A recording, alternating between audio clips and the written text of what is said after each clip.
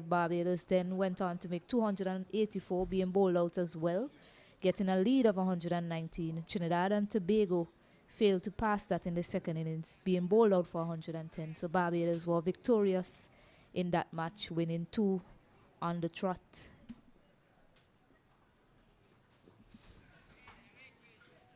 In the other game, Leeward Islands versus Jamaica. Jamaica made 297. Leeward Islands went on to score 345 all out. 2 players scored centuries in that match. Malik Walsh 147 from Leewards and Jewel Andrew 126. Overnight score, Jamaica were 34 without loss. So from that report, Barbados won by an innings quite comfortably. Yes, quite comfortably. And indeed. that is 2 consecutive outright wins. So more than like. More.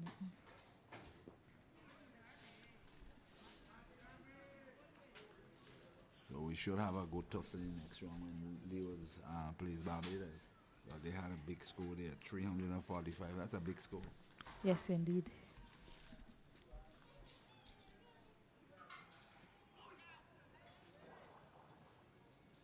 Surprised they didn't try to take the single there, but I guess Ramsamy wants the strike for the next over.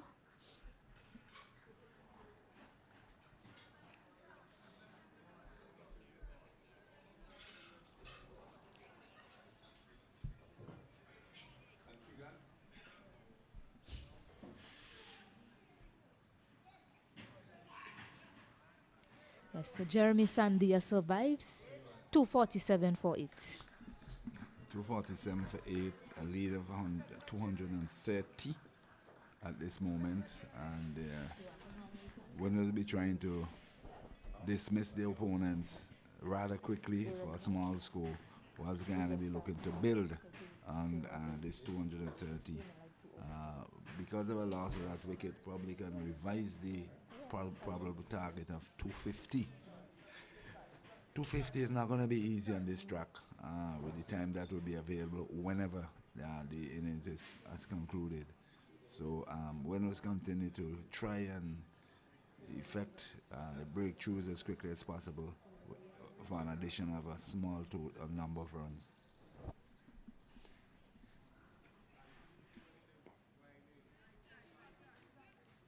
So Murray is continuing to Ramsamy. Not too sure if we'll see a change of bowling this morning. I think these two might continue for the Windward Islands team. I think they will bowl right through until they are dismissed. Yeah, I think that might be their plan.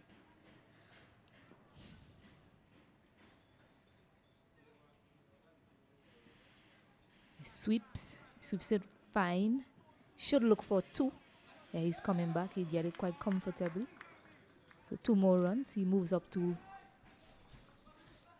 44.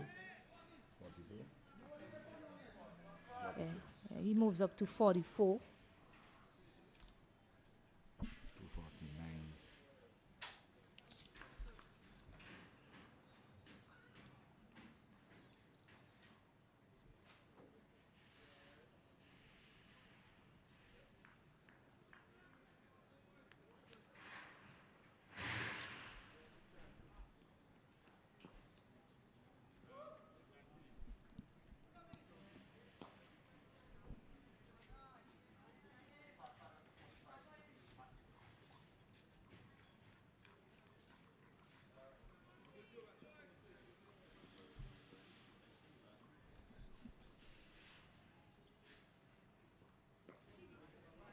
Nicely forward there by Sinal Ramsamy.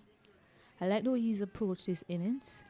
I mean, he started off quite briskly and then he decided, he should rein it in, just see off the rest of the day and restart on day 3, which he's doing quite well. Still have 2 wickets in hand to bat with him.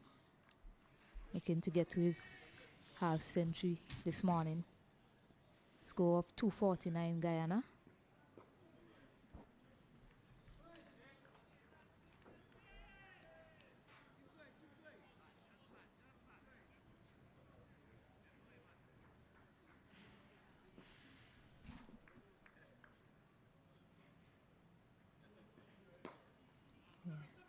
So looking for that single, but they prevent that run. So good going by Windward Islands, Court Murray, and the Windward Islands not allowing that ball to pass through. And the score remains on 2:49 for 8. I am on the radio. I can't talk to you.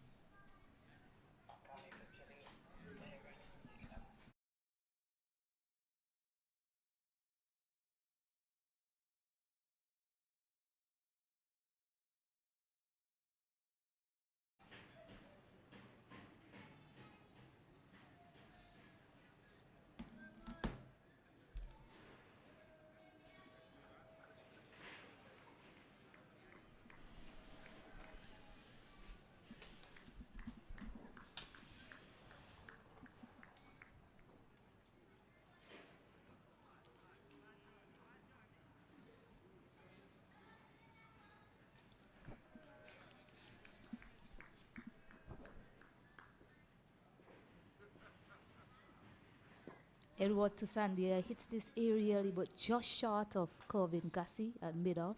It's something you were speaking about earlier, Stanley. Just get these fielders a bit tighter for chances like those.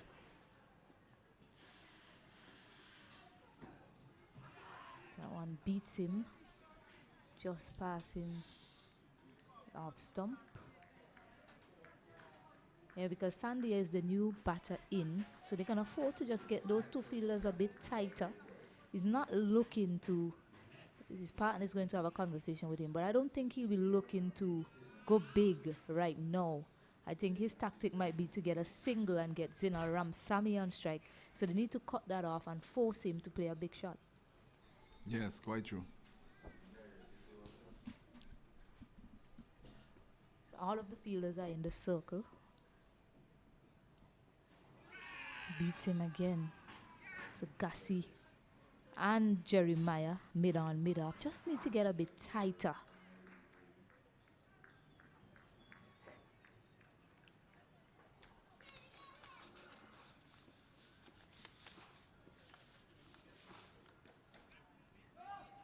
Good for the single. Good fielding by Shanil Edward to prevent that. They want to bowl as many deliveries to the new man Sandia. They're doing a good job of that so far in this over. Yeah, they're keeping things tight. Let him continue to face. And this is where you'll have an opportunity to effect a breakthrough bowling in number 10.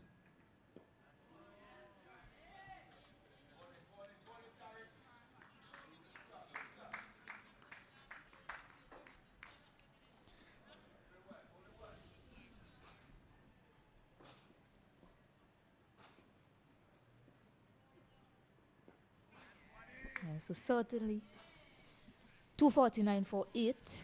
Certainly with the approach from the Guyana team, they do have a target in mind.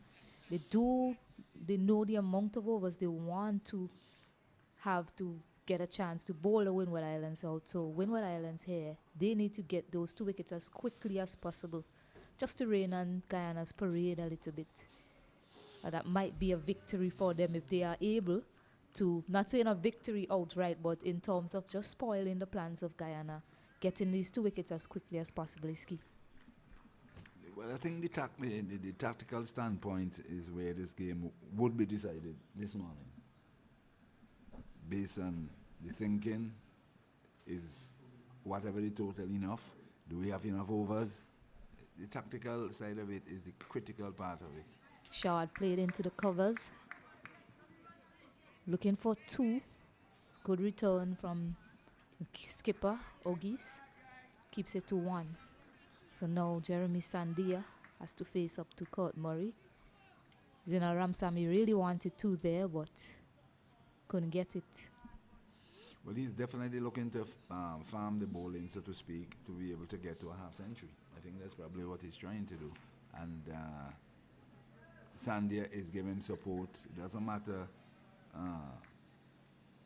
what happens with the runs scoring. The main thing is to stay here and give him necessary support. And in terms of putting more runs on the scorecard, is a question of defending first and then let him attack. But he's the man who's in.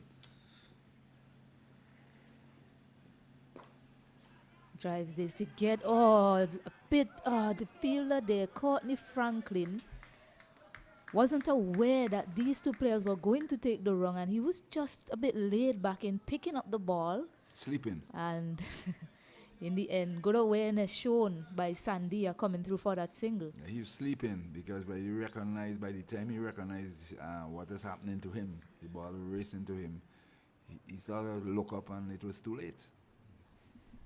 So Ramsamy back on strike.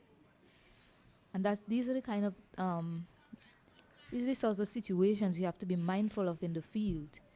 It's not just bowling and batting. These little occasions, you have to be mindful of the player that you want to keep on strike. And that is Sandia. You want to bowl as many deliveries to him as possible. It's doing two things. It might restrict their run scoring, and it presents more of an opportunity to pick up a wicket compared to the set batter Ramsamy. You have to be mentally alert in these situations. Yes, indeed.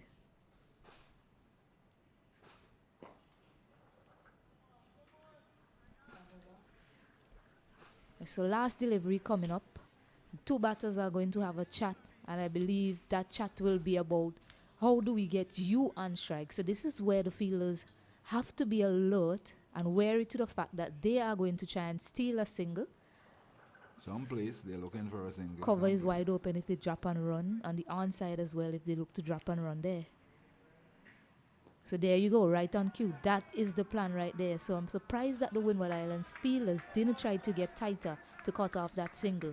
So 251 now, 8 wickets down, and Ramsamy has the strike to Tariq Edward.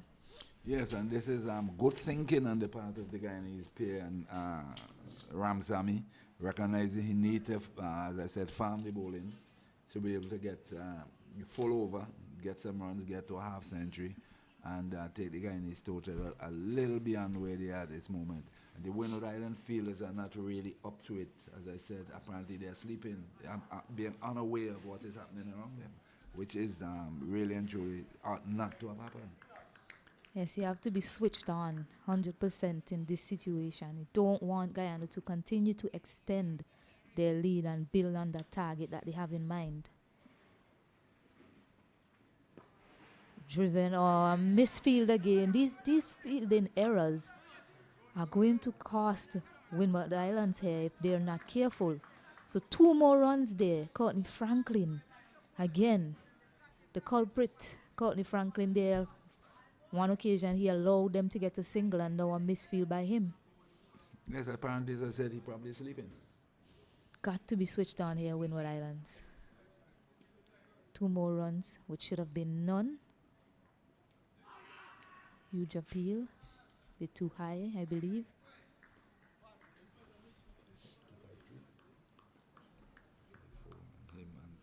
Got to be counting every ball, because you know close to the end of the over they're going to try to sneak a single.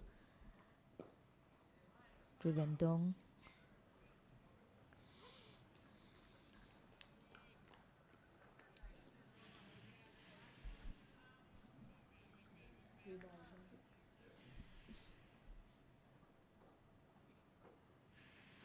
One sat up to be cut, and on the edge they get a single. So 2 more balls remaining in this over to Jeremy Sandia. Yes, he's on 49 and more than likely be really and truly hoping that Sandia will be able to defend until the next over comes up, so he'll probably be able to record a half century. Yes, and he's just signaling to Sandia, just block him out, That's don't it, try block anything. it out. So smart batting by these two, smart running as well between the wickets.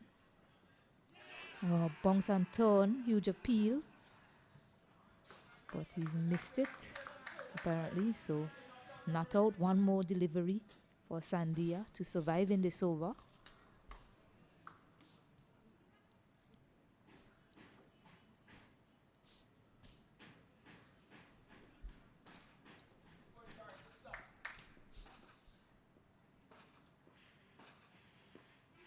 Plays it down.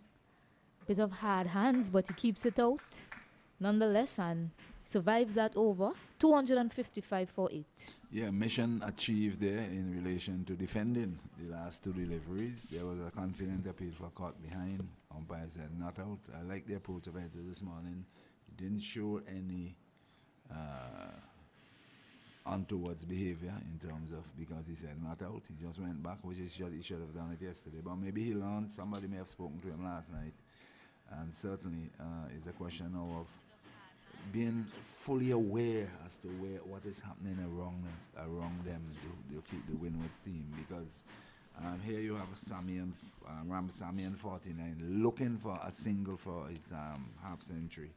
255 for 8. The leader's built up now to 238. And they should be more mindful, be aware of what is happening around them, and keep the pressure on him. Do not give him any easy run towards getting a half century. That's what they should be aiming at.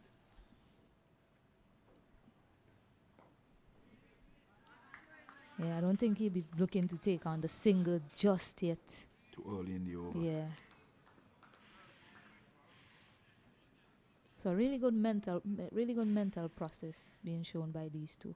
They're showing how to go about picking up the singles and easing pressure off themselves. Surely the Windward Islands, they haven't helped either, with a few errors in the field. So this is where the skipper needs to galvanize his troops, get them back into the game mentally, because they have a job to do. They need to pick up 2 more wickets quickly.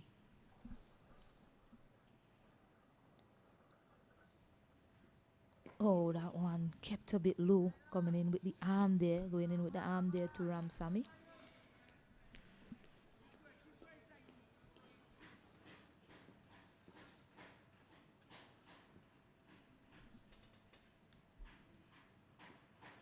Similar delivery, this time he's on the front foot.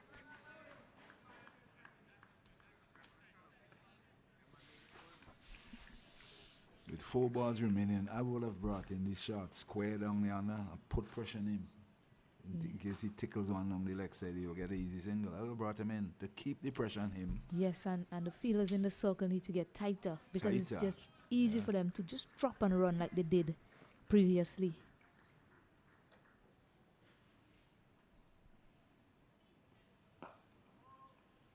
Well done by Ogis.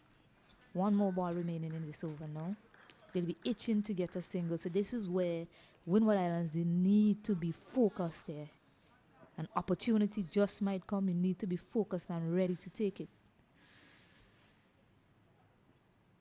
Well played. Looking for the single. He was halfway down, but had enough time to turn back. So they've managed to keep Sandia on strike. 255 for 8. Yeah, Sandy has definitely switched on, because he's looking for that single to ensure that he gets to this half century. Definitely switched on, and the Windward fielders, some of them are switched on, others are not. But I thought really and truly it was a good over there from Murray, keeping him at bay, keeping the pressure on to make sure that he doesn't get an easy single. And it's a question now, you have your man, so to speak, in Sandy, who have to face the entire over, is to try to price him out.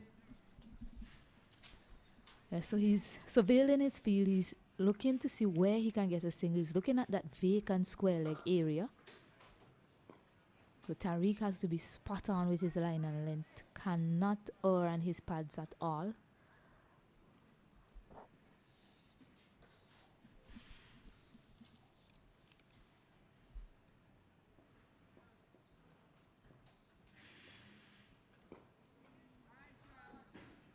He's even looking to open up, try to clear his front leg, and he's only practicing to hit it on the onside, Stanley.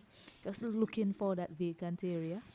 Yeah, he's showing the Windward team that he's ready to bat for long. Yeah, well played.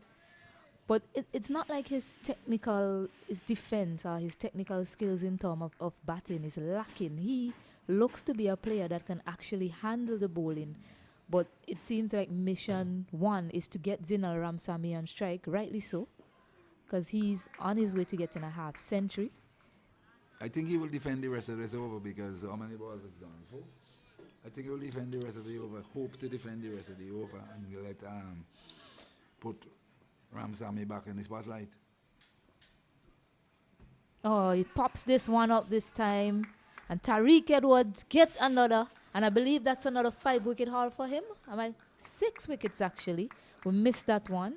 That So one he's picked up 6 wickets. that one definitely bounced more than Sandy expected, and he's lost his wicket. It's no fault of his. He's a number 10 batsman. A ball jumped like that. Maybe even a more accomplished batsman would have had problems facing that one. I rather suspect it would hit the footmarks of Murray bowling from this to another end because it definitely jumped on him, and he's lost his wicket. So 9 down now for 255. 255 for 9, the lead of 238, Yes. which will take some getting here, and maybe plans are not going as well as the Guyanese were looking forward to. As I kept saying this morning, maybe 260 thereabout. Plans are not going there when the wind was whittling away at the lower order of the Guyanese batting here, and maybe look to try and wrap it up as quickly as possible. Yes, so last man in, Joash Charles. Yes, it was really smart bowling from Tariq Edward as well. It was a bit fuller to him, and he was coming forward nicely. So Sandia was almost already on the front foot when Tariq Edward delivered that ball, and he just held his line back a bit, and he couldn't do anything in the end there. Yeah, but in all honesty to Sandia, that one jumped. Yeah, it did, but he was already forward, looking to come forward in the shot before the delivery was bowled. So one more ball for Joash Charles to survive. He leaves it alone. Tariq Edward held his head in his hand, wondering how did that miss. So Zinal Ramsamy has another chance. Let's see how he will approach this over from Court Murray. 255 for 9. I think he definitely will be looking to get a single. And he's speaking to his partner there, Charles, looking to get a single to get to his half century. I think that's basically his priority. He's on 49. 49, yes. So I think he'll be looking for a single and recognizing it just take one ball, and if we do get out, I will not get it. So it's a matter of being very cautious and look for the half century. At least put it against his name.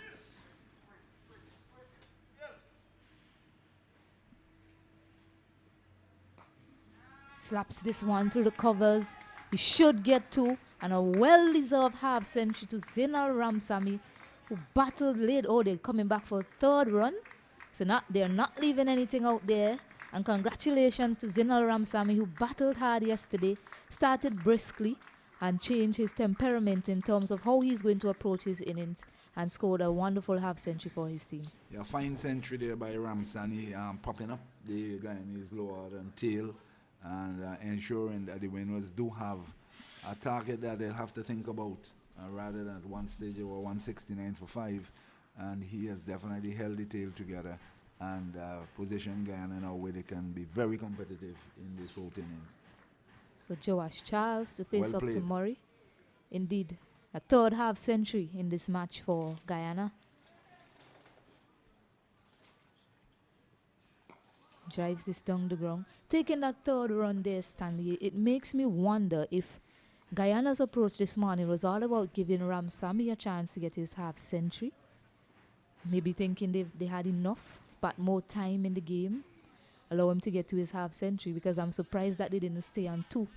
No, I think they're trying to get as much runs as possible, recognizing he has gotten 1 already to get the half century. Take as much as possible. Fair, that is fair point, fair point.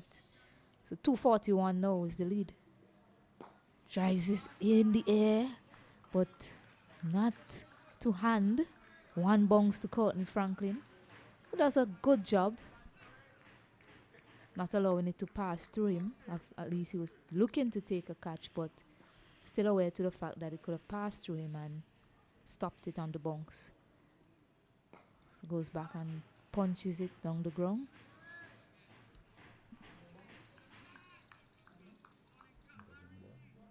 So last delivery coming up.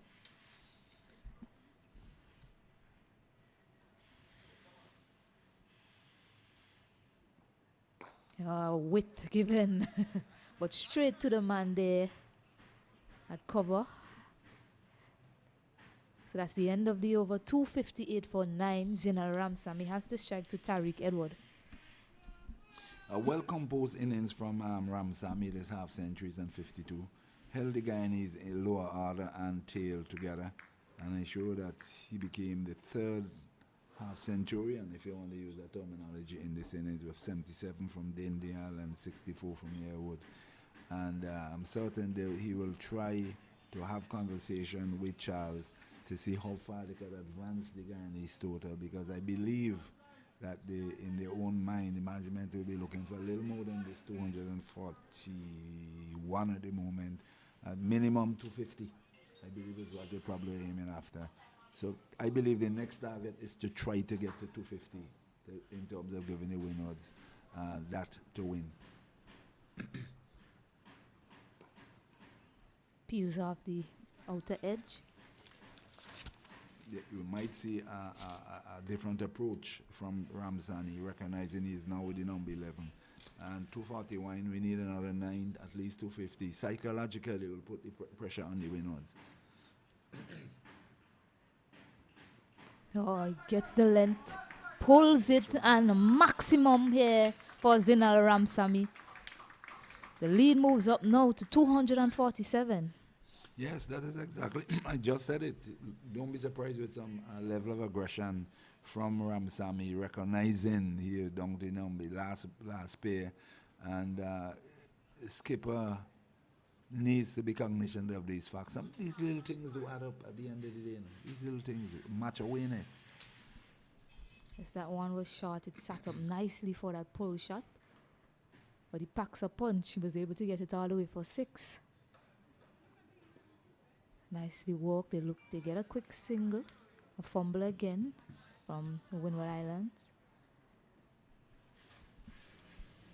They need to lift their game, the Windward Islands. They'll have to go on bat. So they can't be looking too despondent in the field, looking as if they're defeated already. Need to lift their attitude now.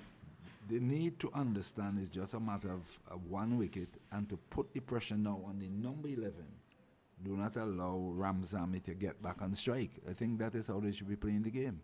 Yes, so bowl them out. They need to finish things off in this over. Tariq Edwards, 6 wickets to his name in this innings. Need to add a 7th right away for the Windward Islands team. Close, really close. But not good enough to take off a bail there. So Joash Charles survives another delivery.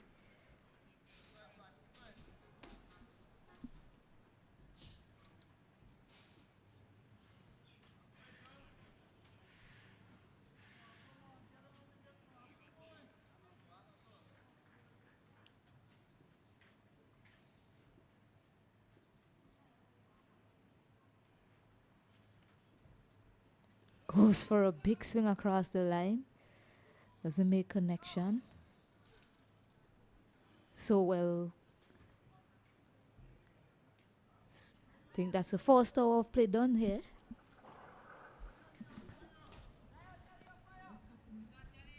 Well, just waiting to see what happened there, if he was stumped or not. If he was stumped, because I did not see any umpire's finger go up. I didn't see the Everybody's umpire moving raising off, his finger so either. it appears if he's been stumped. Yes, I thought it was a water break, we'll but have to get that clarified. It appears as if he is stumped, because had the umpire raised his finger, we're looking at him, we'll recognize he was out stumped. But I think that is basically, if I'm reading it right, he was out stumped.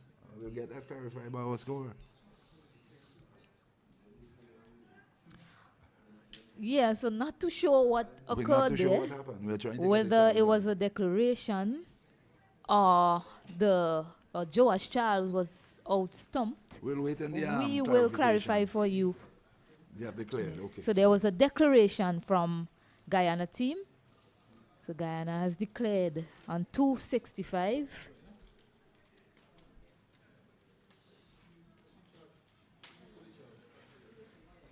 Lead of 248 runs. Yes, I thought they were still aiming for the 250. So look to bat another over. Well, it's still pretty close to 250. And I guess they decided. Psychologically, 248 is against 250. It's like 99 is against 100. I would have gone for another over and get the 2 runs, and psychological put it in the back of their heads. Right, it's 250. But be that as it may, they have made the decision. 265 for the loss of 9. Declare 265 for 9, which will give them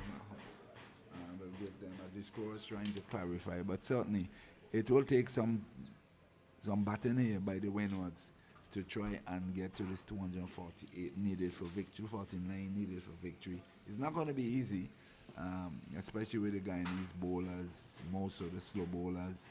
The pitch wearing a bit. It's day 3, the sun is out, moisture has gone, and most importantly at the start of it will be the spell from Thorne. I thought he and Charles bowled very, very well in their opening spell. Interesting to see exactly how they are going to look at the situation and how well they bowl as against the Windwards batters, more so Pascal and Ogis, those two in particular. So it's really going to be an interesting battle here. It's not going to be easy, but certainly the Windwards have their work cut out in relation to trying to get the victory target, as the scorers of them trying to mop up the scorecard to ensure that we have the correct total and the bowling stats, etc., etc. So in the meantime, we'll go back until we are about ready with the scorers, are cleaning up the scorecard, etc. And until that time, we lock down until we are ready in about 7 minutes.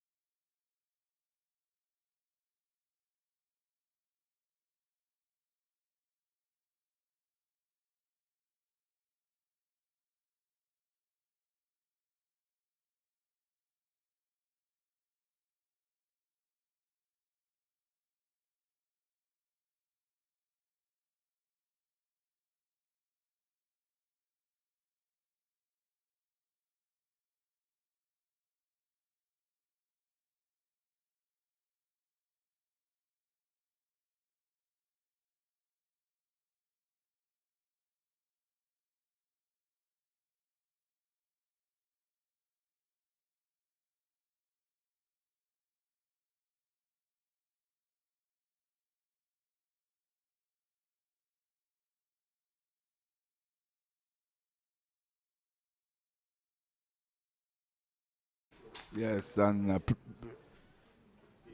a pleasant good morning once again as we resume here from the Annisfield playing field here in St. Vincent and the Grenadines.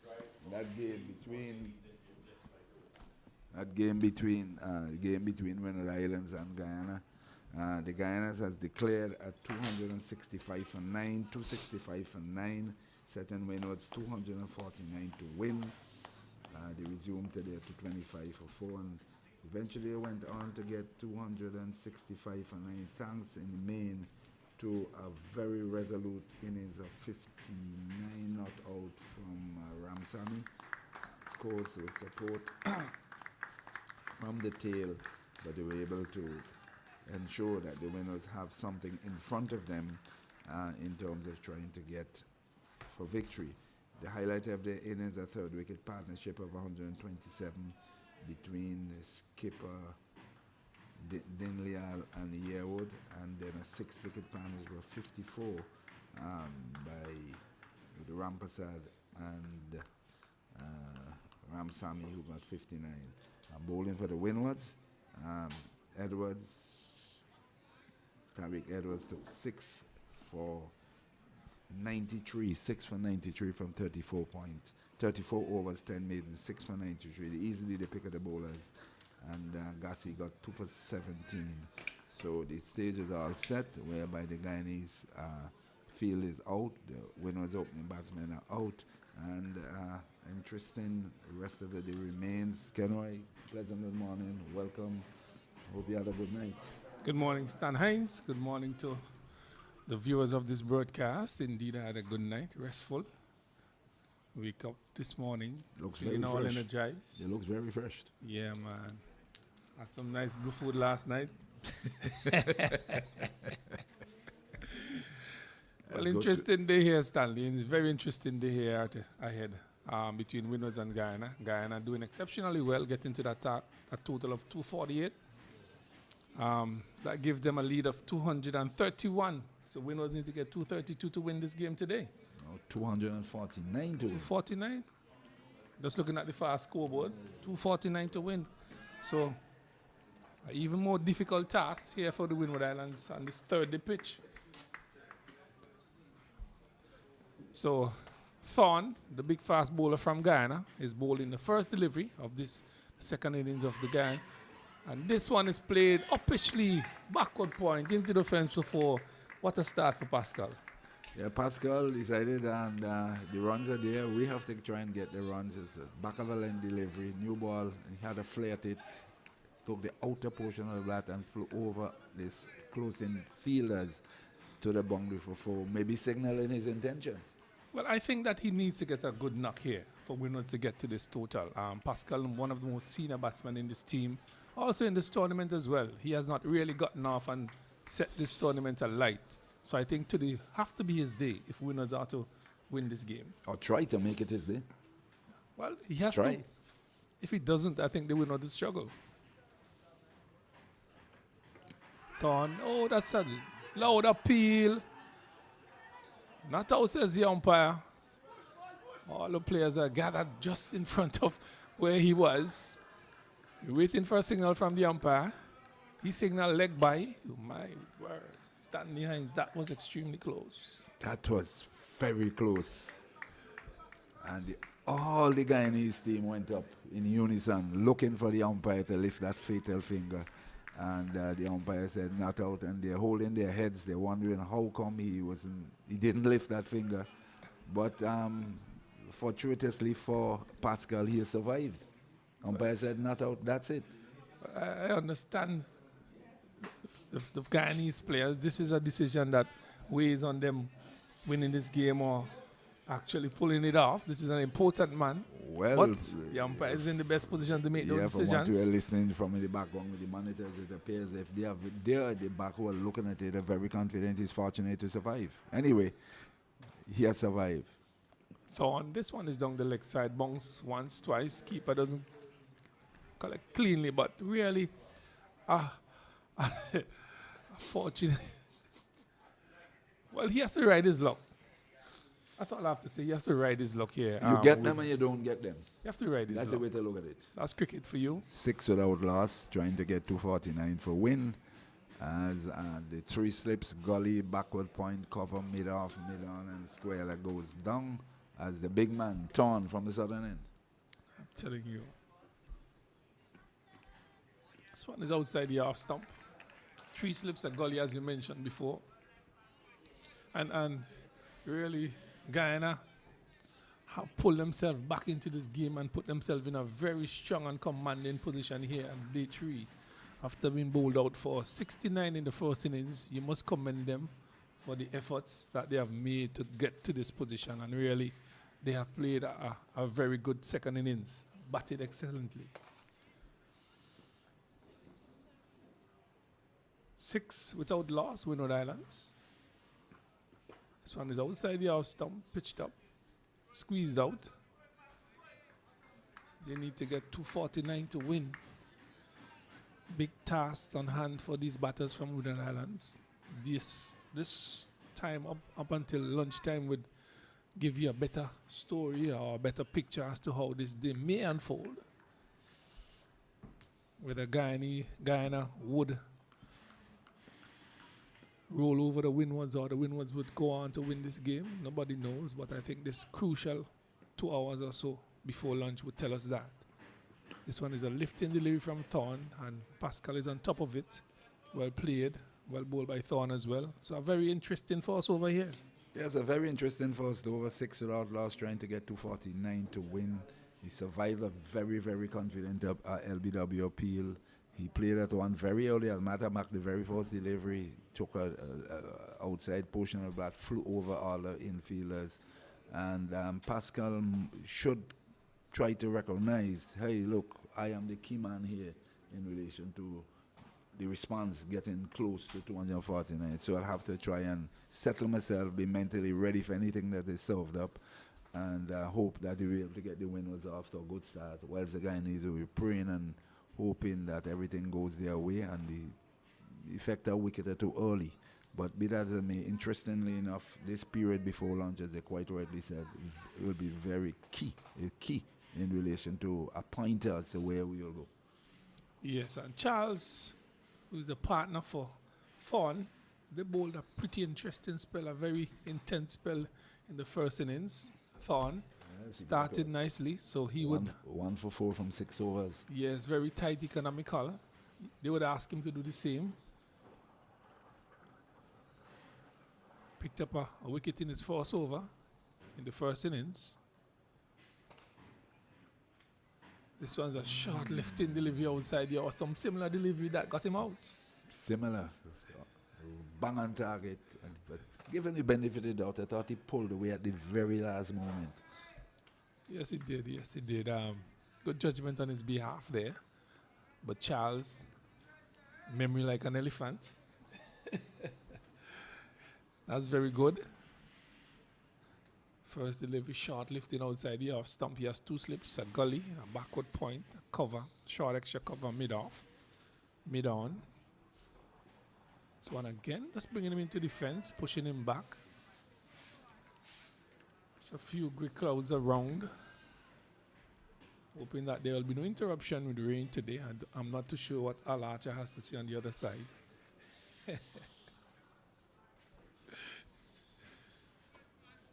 But Windward Islands in reply, needing to get 249 in this the second innings, the last day of this game. They are 6 without loss.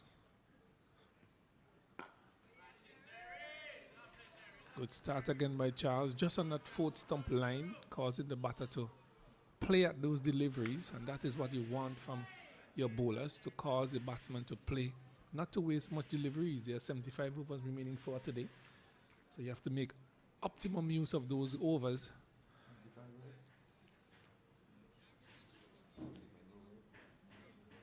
So Charles,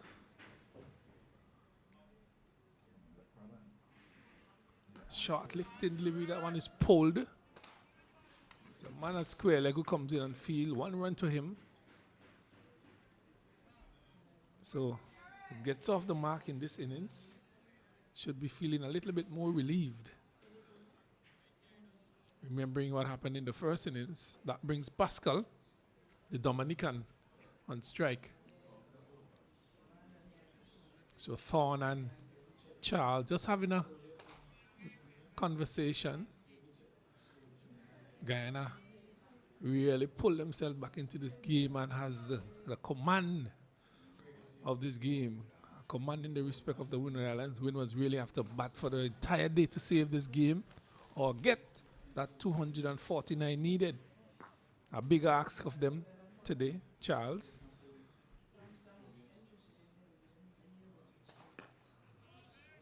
Straight to delivery, just comes inside and turns it to the man at mid-wicket. Interesting times here at Arningsville. Just some grey clouds above. It's a little bit overcast, but it's good conditions for cricket, good conditions for fast bowling. Really would love to bowl in these conditions as a fast bowler. Cool. Running and hit the deck. Pascal is right behind that one. Really nicely played. That's the end of over number 2. Windwards. 7 without loss.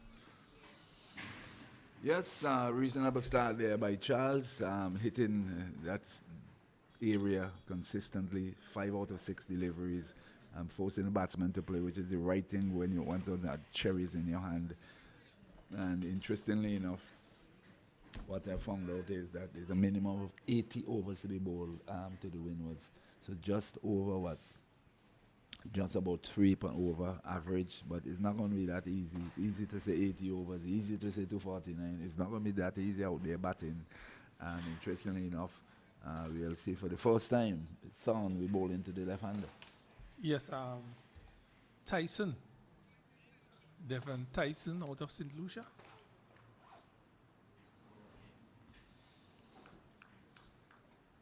So there are 3 slips, a gully, backward point, short extra cover on the mid-off and the mid-on.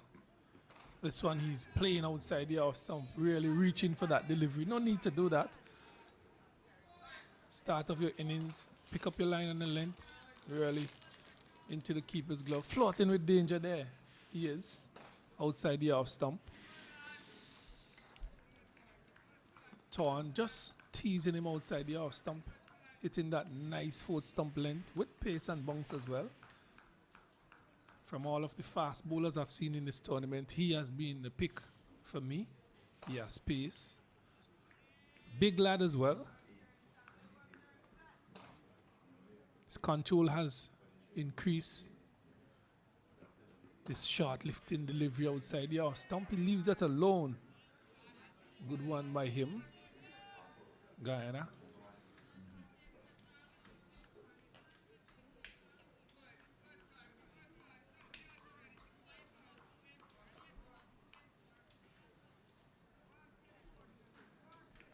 So cool, calm conditions here at Arningsville playing field. Remember, you're looking at West Indies under 19 tournament here in St. Vincent and the Grenadines, the gem of the Antilles. It's Rising Stars. And this is one bowling here from Guyana, Thorne. I think with some nurturing and good guidance, he can be one of those bowlers to look forward for in the future for the West Indies. Stan Hines, Thorne. Yeah, he looks to be a prospect in the making, so to speak. Yes. Looks so to me. He look have a type of a Gabriel type build. But the question of fitness, I believe, should be his problem, or would be his problem. Big strong lad. Runs in.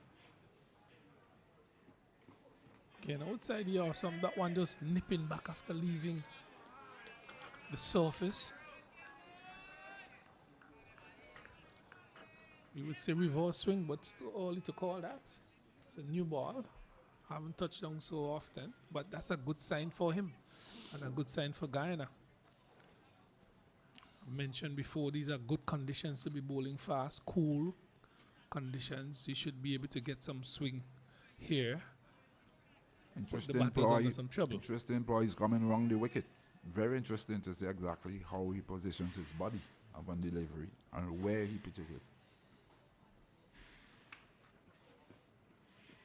He's outside the half stump. He looks rather comfortable bowling that on around the wicket, really.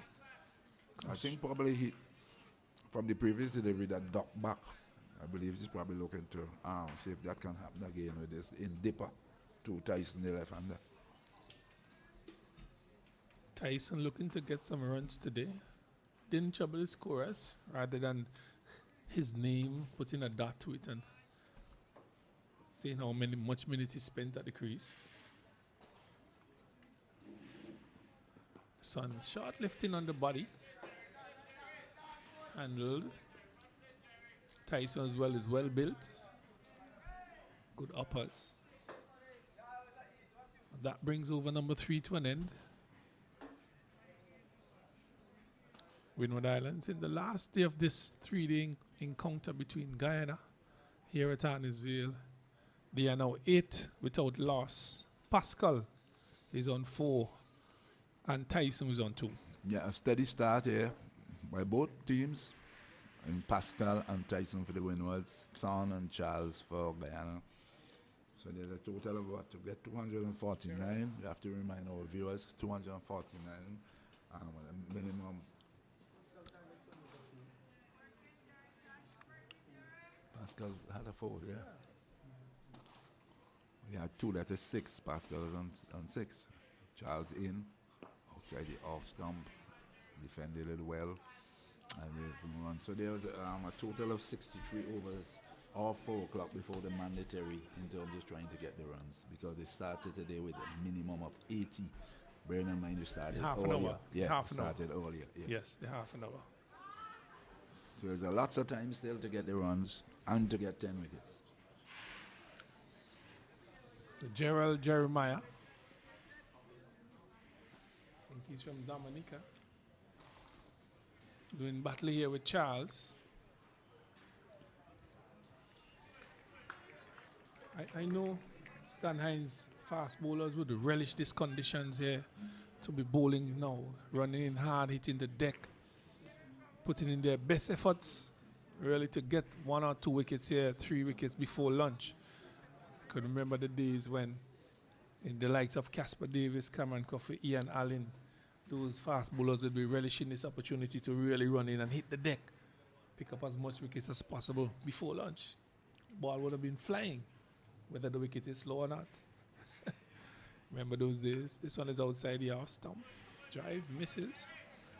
Just rolls to the man at first slip. Something that the Windwards have to pay attention to. Yes, I believe that hit the toe of the bat and it fell well short of first slip. And certainly Charles has a mission as to bowl the ball just on that full stump area and with the left-handed batsman to try and see if he can repeat what transpired in the first innings, to sneak it to one of the close fielders. Well, you see Charles continue to do his work. Further outside the off stump. I was mentioning the last day, my old fast bowlers, they would really love to have this time. As we see, to gallop on this pitch. I'm not too sure if you remember that tune, Those Were the Days. Yeah, to gallop on this pitch. Those were the days of Casper and Coffee and Arlene and Nixon. And the entire lot. We really thought we had a machine rolling them off. After that, it just seemed very similar to the West Indies, very similar. Played in those days, 4 prong, 5 actually, 5 fast bowlers. Good run, good calling between these two. Need to do that, need to be aggressive with their running. Have to be intentional with their intent as well, whether they want to get these runs or just playing for survival. I said this hour leading up to lunch would be very important as to how we assess the situation going forward. Definitely 9 without loss. You know, when one remembers also in the picture was our good friend Neil Tace Morgan. Yes, my buddy, my Yes, good old buddy. Sharp, very sharp. Casper Davis, sharp. Nixon McLean. Extremely sharp. I'm telling you.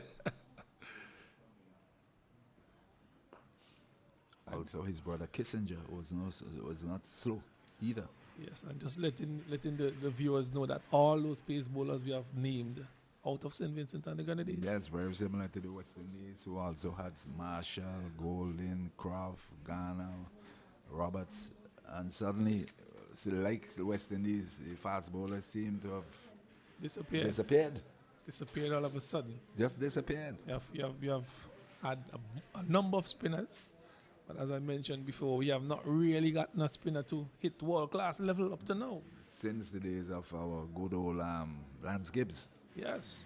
You know, certainly we have not had anyone as a spinner similar to the fast bowlers at that world level. We have had spinners who have taken a tremendous amount of wickets in regional cricket. So outside the off stump and that ducking back again. Yes, that one ducked back outside the off stump, ducked back, and going back to the spinners, the Dan Raj and the Butts and the Harpers. Raw Lewis from Grenada. Nanan. All these guys here who have done tremendous work for their various countries. Roy Marshall from Dominica. But boy, things just seem to have gone. Everything just seemed to have gone in negatively in the other way, the other direction. Yes.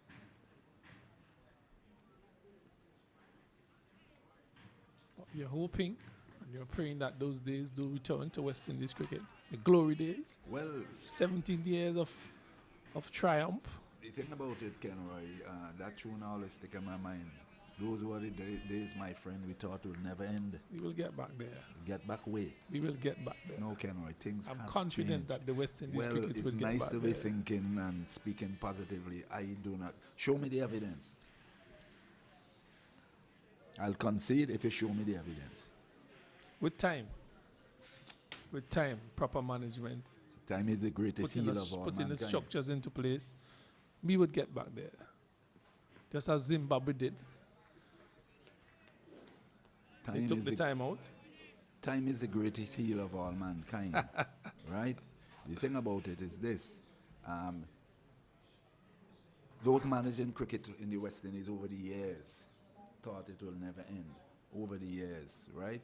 The thing about it, you do not expect to go the same way and expect the same results. It's not going to happen. So I am saying, show me the evidence.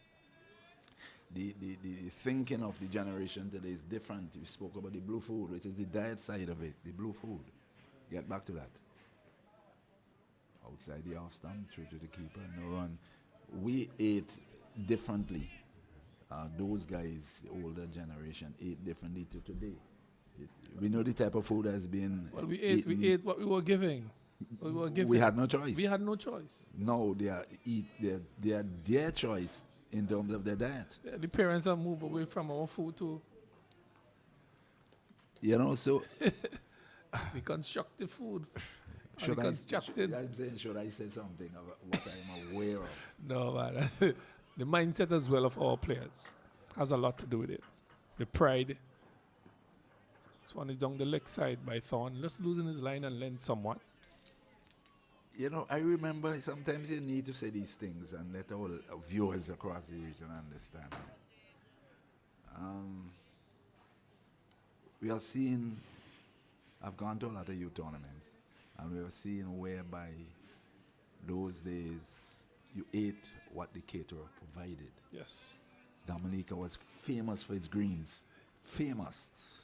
And we ate a lot of it. Green I can banana, tell you that. plantains. A lot of stuff in Dominica. Must give them credit. Yes. It's Latig and so on.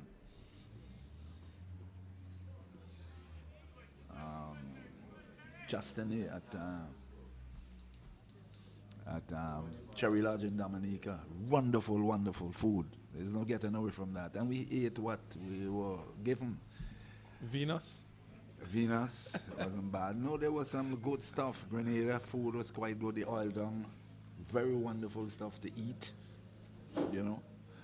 The thing with it is, if I can give you a little joke, sometimes we let our viewers know we're not missing any cricket still. What, 9 without loss?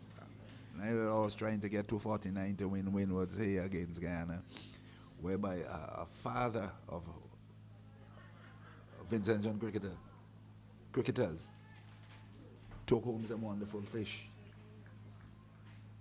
and he went and he organized the kitchen and so on. And he was told in one certain terms what he was cooking after the dogs. Sad to say it, but it happened. Bananas and arrows and some okras and some nice dolphin head. Said that food is for the dogs. Charles is bowling to Pascal. He's whipping that off his legs to the man at square leg. Picks up another single. That's a fact. 9. So how much you think that has impacted on our cricket? It's our mindset. The young generation is the mindset. What they're going after, the pizzas, the fast food, let me put it that way. The instant coffee generation, they're not having proper breakfast. All these things impact the body. So when we were able to produce the Caribbean real fast bowlers, we cannot do that anymore. That's what I'm telling you, evidence is not there. You have to be strong. This one is played to the man at backward point. Cricket continues here at Harnesville. I don't think that is the nurturing product. The nurturing of our players have caused us to be in the situation we are. When we are at the top, we never nurtured our cricketers to take over from those who are doing well. We used to have programs where our senior players used to go after England, get that experience. They were called the pros, so they came back into the West Indies team. As pros, they know exactly what was to be done. You have like 11 captains were on the field, basically. So they were very mature. Our players these days, they are not exposed to that sort of cricket. I think part of the problem, I know our good friend from the Cricket West Indies behind us, we lack students of the game. That is a fact of life. That's a learning aspect. That's why our players were sent to England on contracts, because we were exposed to cricket in England and different levels of cricket and different responsibilities. It happened this morning, match awareness, totally absent. The Winwood's team in the field was sleeping. Yeah, and you were called a pro there and then. Even, and when they return, some sloppy cricket here been played by the Winwoods, by the Guyanese, really causing some overthrows. So 2 runs to the youngster, 2 runs to the Windward Islands. That carries them to 12. 12 without loss, looking for a target of 248. Yeah, you know, Kenway also, I'm certain our good friend, when last have his team seen street cricket in Barbados? You know, when we were playing, you know, it's not happening. Community cricket. It's just not happening. The community cricket, the village cricket, all those sort of things have disappeared. You know? And the love for the game, the passion that we showed, the commitment, whether it has financial gains or not, we were here. Yeah, you know, it's the Caribbean. It's not St. Vincent, it's a Caribbean thing. We were here. We went to have a sea bath and we played a lot of beach cricket. Yeah. With the flannel ball, as we call it, which they call wind ball, fire down with the, once the water came up on the sand, you fire it, you learn to bat. With our coconut bats. Yes. You never had Grinicles and Gun and Moore. He's chipping down the wicket. Walking into that one, played that with a solid bat. Came off of the middle sweetly to the man at backward point. Overcome Stunning. So Winward's in pursuit of 249. They are 12 without loss. 12 without loss, and as the overs go by, but the Guyanese bowlers, they are trying their utmost towards effecting early breakthrough. They're being denied by Pascal and Tyson. So it's a question of how much they will get off the faster bowlers before the spinners are introduced in terms of pursuing this 249 for victory. Yeah, and even talking about the cricket, I was very much impressed as the way that Guyana went about their innings yesterday.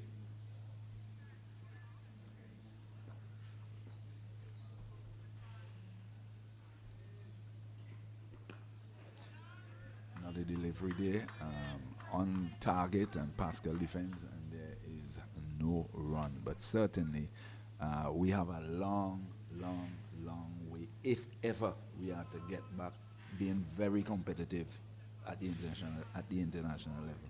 All right, just to let our viewers know that in the first innings, the Guyanese were bowled out for 69. Winward also was bowled out for 86. Return to the crease. Guyana They chalked up. 200. Up into Oh, the air. this ball is hit My up in the goodness. air. Would Would Winwood it fall lose in their no man's first land? wicket? No, he's out. No, he drops it. The man from Fine Leg drops the catch. So Pascal, life number 2. Here.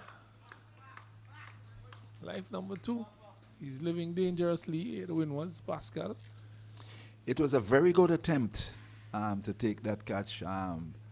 Looking to play a swat shot or on the onside. The fielder from right on the rope came in and he really made a tremendous effort in taking that catch. He spilled it in the end, but a very good effort on his part, to be very honest with you. Very, very good effort.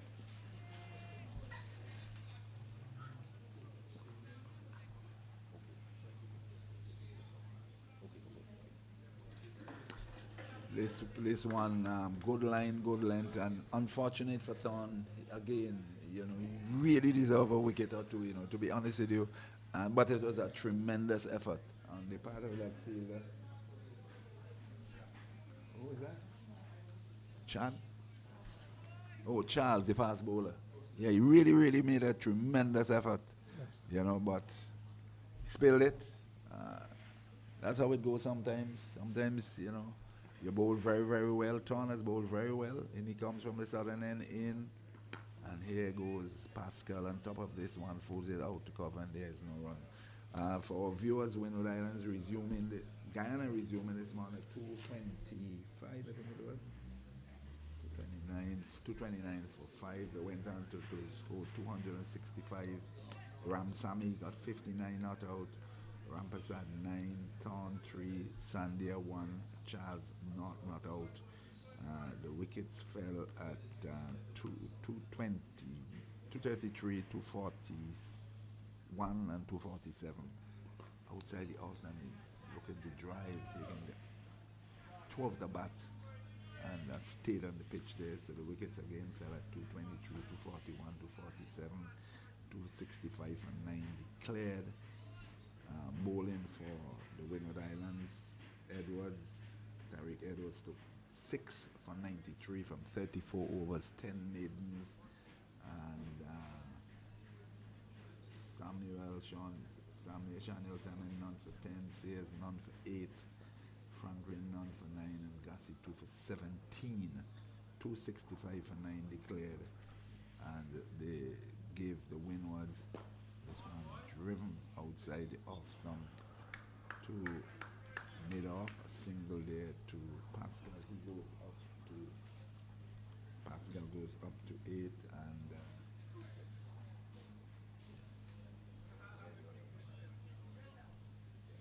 so Pascal and 8, Jeremy and 5. The Winwoods at the moment 15 without loss. I believe we are up to date in relation to the situation.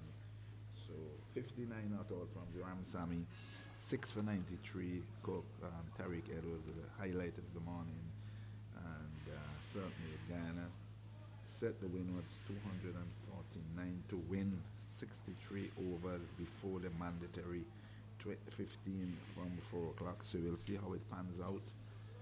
So Guyana at 69 and 265 for 9 declared. The Winwood Islands 86 and 15 without loss. Well, Charles continues to bowl here for Guyana. Pascal is walking into that one.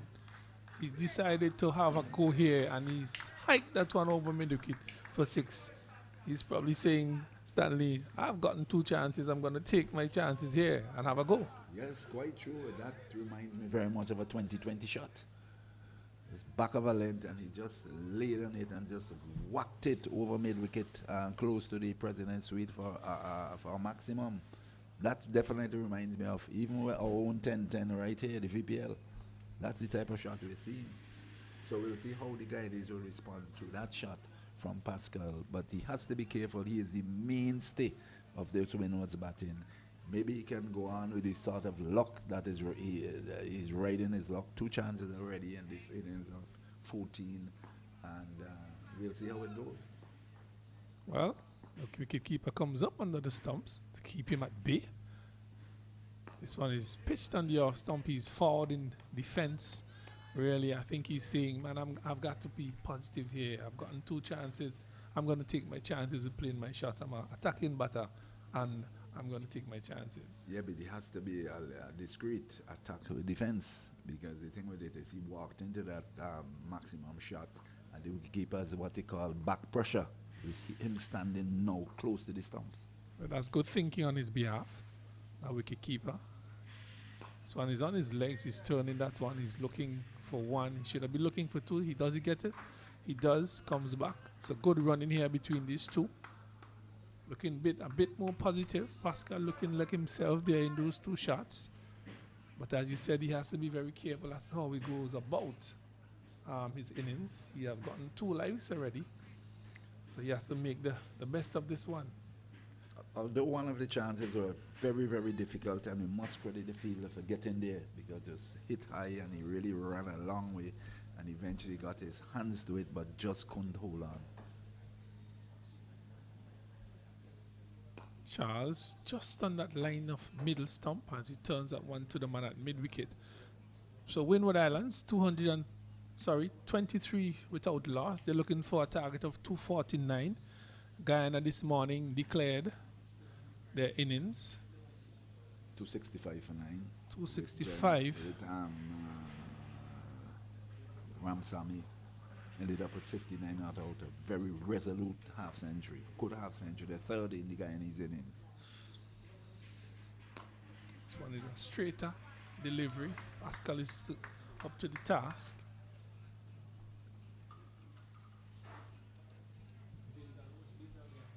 Dindal got 77 yesterday. Yearwood got 64. So those three are the main pillars of the Guyana's total. Second innings total 265 for 9 declared. And Larry Edwards, easily the pick of the bowler, 6 for 93 from 34 overs, 10 maidens. And our good friend Gassi got 2 for 17 from 6 overs.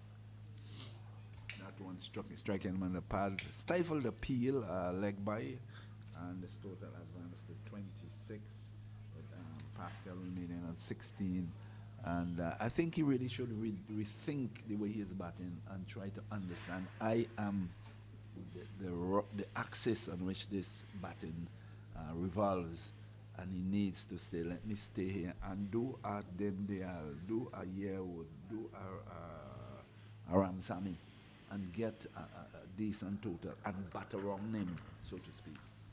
But just to add to what you're saying, he has to remain positive as well in his approach. But be careful. Yeah, he has to remain positive in his approach. Not reckless, but be positive. He's an attacking batter, so that would always play on his mind as well. So he needs to remain positive, stick with his game, understand what is happening, assess the situation and the circumstances, and really play in accordance to what is required of him at this time. As Thorne with the ball in his hand. His bowling team is calling for quick singles, so they have run very well here, these two. This morning they have called and responded, so that's a very positive sign for them. As one more run goes to the score. Wynn was looking for the target of 248. Just to remind you that Guyana was bowled out in the first innings for 69. Wynn was also bowled out in their first innings for 86.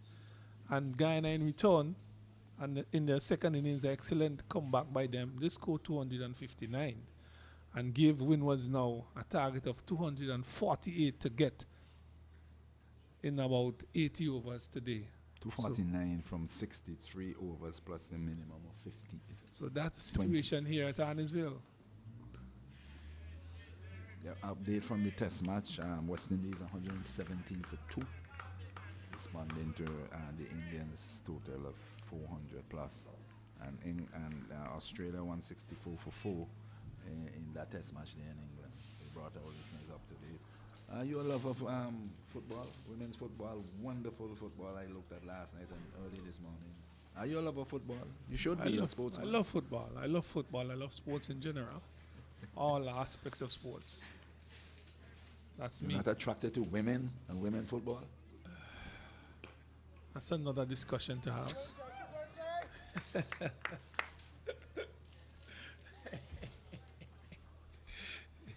I'm not seeing the men taking over the sports as the women play. The all women sports.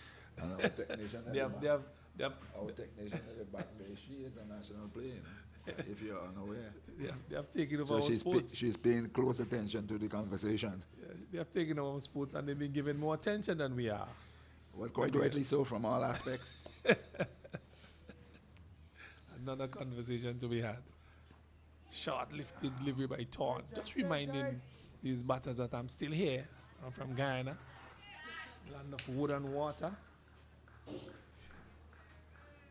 3 slips a gully. Guyana looking for their 4th wicket in this, the 2nd innings. Would love to have that wicket of Pascal. But he has given Well, him 2 lives. As far as Guyana is concerned, they are not too sure if they won't be uncomfortable if they once they make the breakthrough. It doesn't matter whom is out, but the main person I believe they want is Pascal. So if they do get Jeremiah, they'll be happy. So the outside, yeah, Stumpy's fanning at that. Really, shot that really should not be played this time. You should have a little sighter. Look at it. Looking to go hard. There's 3 slips a gully. You have to be smart about these things. Thorn will bowl far less impressive in other games and certainly will end up with a 4-5 wickets haul. He's really, really bowled well. There's no two ways about it, but things sometimes just do not go for you. That is the name of the game of cricket.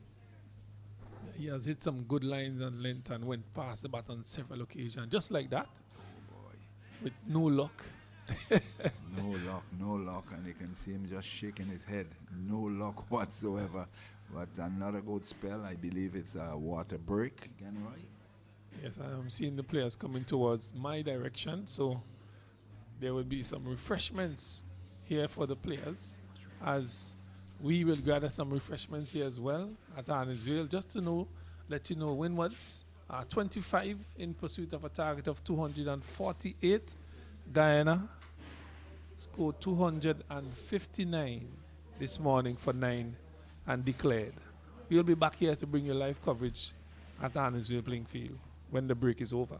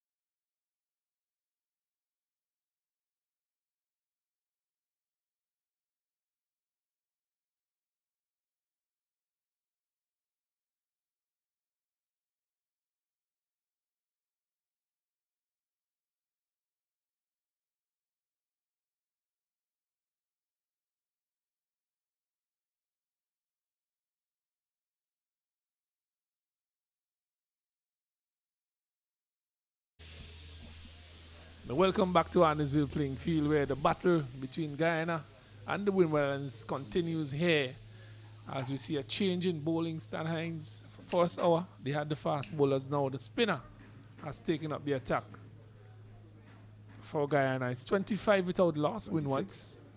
26. This one has been chipped, forced delivery from the spinner, and Pascal says, I'm going to go on the attack here, whipping this one through mid-wicket for 2 runs to start proceedings here in the second hour.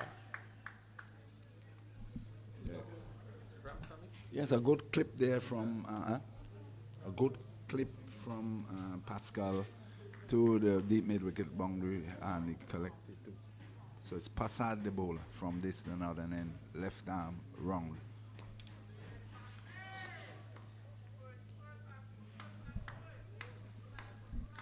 That delivery flighted there, and Pascal defended well. Pascal is on 19, Jeremiah on 628 without loss.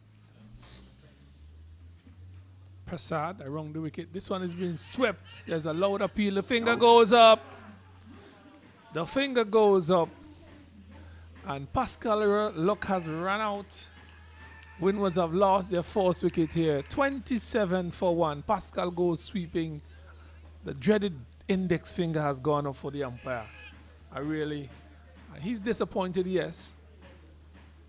But yes, the umpire is in the best position to make that decision. Kenroy, from my position here, seemed to be palpably LBW, to be very honest with you. The ball was right and around that middle stump there, and he missed.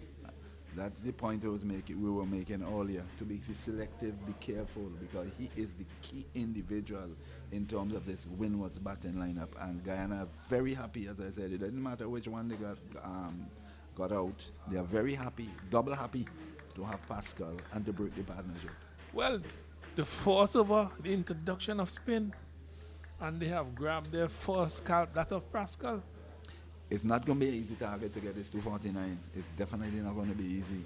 And once the spinner has been introduced here on the third day, the sun beating down on the pitch, certainly the spinners are definitely going to get some level of assistance, very unlike the day one when there was moisture. Because one this morning from Tariq Edwards really jumped. I think it was at the number Sandia. It really jumped at him. There's no way, 2 ways about it. He could have gotten away. And bearing in mind, being he's a number 10 batsman, and they definitely spun across him. And this is expected on day 3 as the sun continues to bake. So Windward Islands now losing their first wicket at 28. Pascal LBW to Passad for 19. 20. 20? Or 19? 19, yeah. So he made 19, Kenroy. So 28 for 1. Well, I think that brings the skipper into the crease. Hakeem Augusti. Ogis, sorry.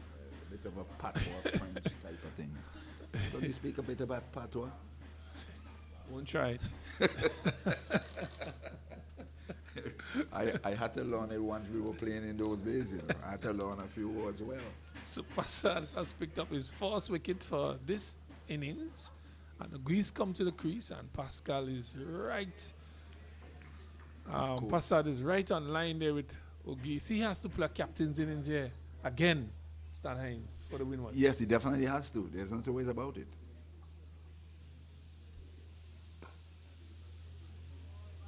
Punching that one up to mid-off. I would not be surprised if other spinner comes in from the southern end. I would not be surprised. Well, they're looking for a victory here, Guyana. That big wicket of Pascal. Ogis is hitting that one. It's in the air. He's out caught. My word, look at trouble here. Second delivery to Ogis. He went for a big shot over mid-off, and it only carried to the man who took a wonderful catch diving to his right. Guyana has picked up 2 in the first over of the spinner from Passad. And my word, 27 for 2 here, Windward Islands. What a situation to be in here. Your 2 senior batters have gone back in 1 over? That is what I will say is a gifted wicket.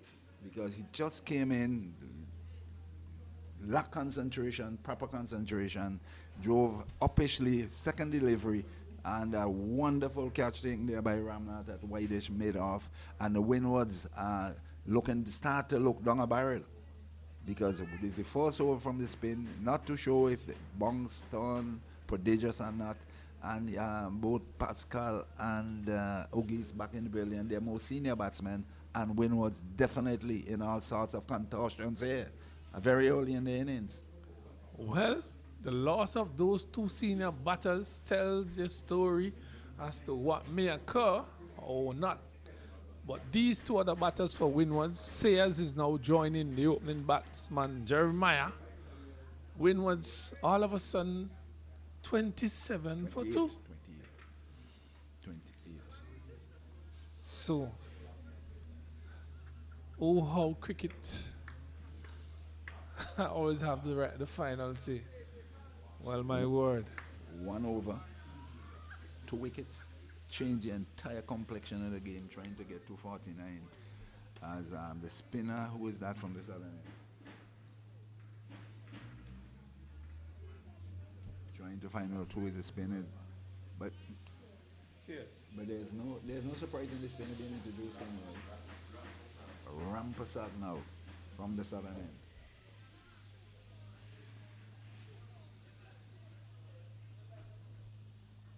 Well, oh how things have changed.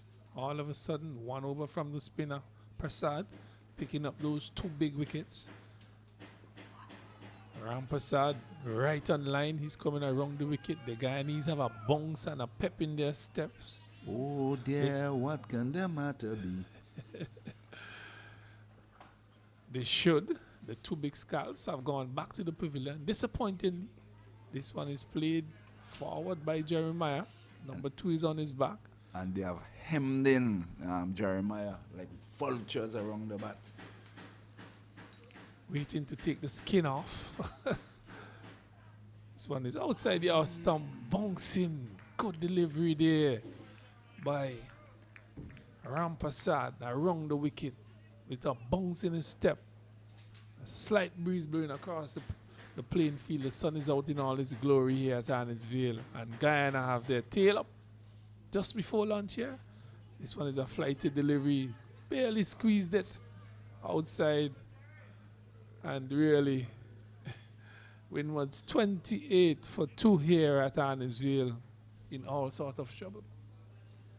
All the trouble, they need to get out of this trouble. 2 slips. How do they do that?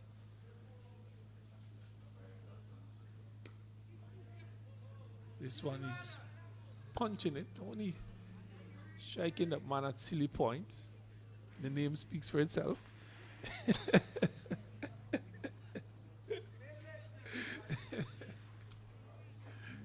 Have to take serious courage to be there. I feel it a lot there. I got a few blows there as well, I'll tell you that. Yes. This one is rushing to defend. And really, 2 interesting overs of spin thus far from Guyana. Yes, 2 very interesting overs. And the Windwards seeming in all sorts of problems. But that question that Stacey was posing yesterday about the tide and the myths, would you call this the tide? Well, Stacey? something has changed. It's really a myth. Yeah, it's a myth. It's not. There's nothing to do with tide here. It's a matter of being able to bat and bat properly. Nothing to do with the tide.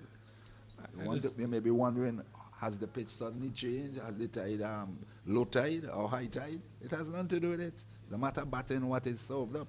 They're just wondering the thought process of our cricketers. The thought process. That is critically important, and we spoke about it prior to this innings beginning for the Windwards. And the 2 senior batters really didn't look like if they wanted this game. They have left the walk up to the juniors. They never suggested permanence. So sad to think about. Because Pascal gave them hope with the 2 chances that he got. Should have really ride his luck and really played a good innings. Unfortunately, he didn't do so. But Sayers, that's his first delivery. Has not really gotten off in this tournament. I think he got the most runs in the winners tournament. So that's why he's here. So he has to prove himself worthy of. Sayers forward. He's a little man as well. Stretches forward. But the golden arm that you once possessed. I know how it felt. Telling you, man, doing that job is an awesome job. When nobody else could do it. This one pitches, bounces and turn, and Sayers have no answer for that. And Jaffa for delivery, beautifully bowled by Prasad, hitting that line and length outside here or something. I believe, around the wicket with Thorn with his big. I will go ahead after this delivery. Yeah, I believe with this size 12, 13 that he's wearing, he would have left a few marks there, and I believe that previous delivery from Prasad may have hit a couple of those holes. It really spun across him. Really, with him bowling so well, yeah, I think that he should have really implemented a silly point, an extra man in the gully there, as I see him just coming back and chopping that one. Sometimes you wonder the thought process of these players. You have the winners on the back foot. Put the pressure on. Bring the men in. If they want to score runs, go over the top. Once you're defending my bowlers, there's a chance of me getting you out. There's one slip. Ask a man at, this looks like trouble here. Brilliantly fielded by the man at short leg. Whipped it back, but Sayers got back to his crease. In the nick of time. To be honest, he looked at the umpire and he shook his head, but in the nick of time he returned to his crease. But certainly another tight over there from Prasad. And Kenroy, I agree with you totally. Put the pressure on the new, because they have the new batsman in. And the individual, the fielder at short square should come in and put more pressure, because the windwards, they're feeling their way. A couple of maiden overs, two quick wickets. And see how many more they may extract before lunch. And this is the thing I'm talking about, the critical thinking of our players. You have winners on the ropes, but yet you have your men back saving one and so on. You have 249 runs to play with. Windwards are now 27, 28 for 2. Before lunch, put the pressure on, bring an extra helmet, put a man behind there catching. Let your bowlers bowl at the batters. Ask them to do something differently. Pressure. I remind our viewers the victory target is 249. Loads of time in this game. Exert that pressure on your opponents. Not just wait for it to happen. Cause it to happen. Just to let you know, there's a slip. He has brought an extra gully in, which is important. He's bowling just on the off stump. A backward point. A cover, short extra cover, a mid-off, a mid-on, a mid-wicket, which I think should have really come into that short leg position. And Rampasad really applying the pressure, not giving him no room whatsoever. He's bowling well. He's bowling extremely well on that off stump. Bringing him to play everything. Oh, that one pitches and turn. Really, this is going to be a ting-dong battle here for these batters to survive this amount of overs during this period here today.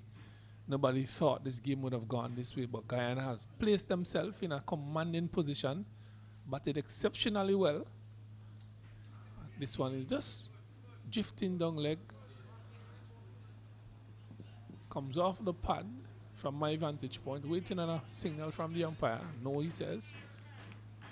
Off the bat of Jeremiah. So 2 runs to him, 2 runs for the Windward Islands, and that brings you over to an end.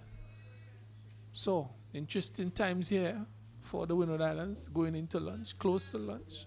Another 20 minutes or so. I really think the Guyanese should apply the pressure here and see what happens. Cause certain things on Sayers and Jeremiah. Yes, so at the end of another tight over there from Rampasad from the southern end, and certainly they are really applying the pressure, and the Windwards really and truly are on the back foot. And it's how much more pressure can they apply, because as I said to you, that short square for Prasad, he can easily come into silly mid on, silly mid off. I would have brought him into the gully area. Pressure somewhere in that area to extra create catching area. pressure. Right there. You see, that's where he's bowling on the off stump. He's not strained. He's not. He's tight. Definitely is keeping one beautiful line there around that. Have a man at short extra cover, very short there for the drive on the up. So the mental pressure can make him crack. That's what I know. That's what, you know. Bring the pressure on. Don't give him no easy time here. No easy time at all. Prasad on the off stump again. That ball, you see where that ball is heading? Look for it. Get that extra man in. Bring him short. Look for a catch. Give me 20 good minutes of pressure. I would not be surprised if there'll be a field changing, because sometimes I have a sneaking suspicion these guys have some communication with us, because they are definitely going to change the field. Yeah. Bring the pressure on. Don't wait until it happens. You have to be proactive. Here we go. That's what we're talking about. Pressure. There's some case of mental telepathy here, man, because they definitely have moved the field exactly as I was saying. There we go. There we go. It's not going to be easy to ask for Sayers here. Once you hit that line. It definitely has applied the pressure. They have put the fieldsmen where we had suggested that they did, and certainly this is very good thinking on the part of the skipper. Yes. Excellent, excellent. Excellent move by him. Prasad is doing exceptionally well with the ball. Just on the off stump, those men are waiting for a catch. Gully, slip, silly point, flighted, and he's driving up to mid-off. That's all he could do in the situation. When he said drive, he actually pushed it. Yes. He's probably in two minds there, whether to drive, whether to defend. And that is what you want from the batsman. Guessing. There you go. There you go. Straight to the fielder. Pressure. No run. That's what I'm talking about. Pressure bust pipe. No run being scored. The overs are being bowled. Pressure must be applied to the batters. So we want to see this kind of critical thinking from our players, from our skippers. Want it. Aggressive. Something will give. Must give. Something will give. Must give. Prasad, he's even defending the fuller deliveries. That's the mode he's in. A maiden over there, well bowled over there from Prasad, keeping the pressure on Sears as the win wasn't looking to get 249 to win, 30 for 2, and under tremendous pressure here from the Guyanese slow bowlers. Just advice really to the bowlers. Take the pace off. Take the pace off the delivery. Stop being so flat. Cause the batters to come to you. Bowl to them. You know, but excellent spell here of bowling by these Guyanese bowlers. The fast bowlers started well. Pascal took them on, had a few chances. But in the first over, Prasad bowled. He picked up the two big wickets of Pascal and skipper Augusti from St. Lucia. And Win was here struggling at 29 for 2. 29 for 2 as Guyana continues to exert this pressure on the Windward Islands batters. 2 slips, a silly point, backward point. He's sweeping this one to the man at mid-wicket. Not in control. Could have easily bobbled that into this mid-wicket hand.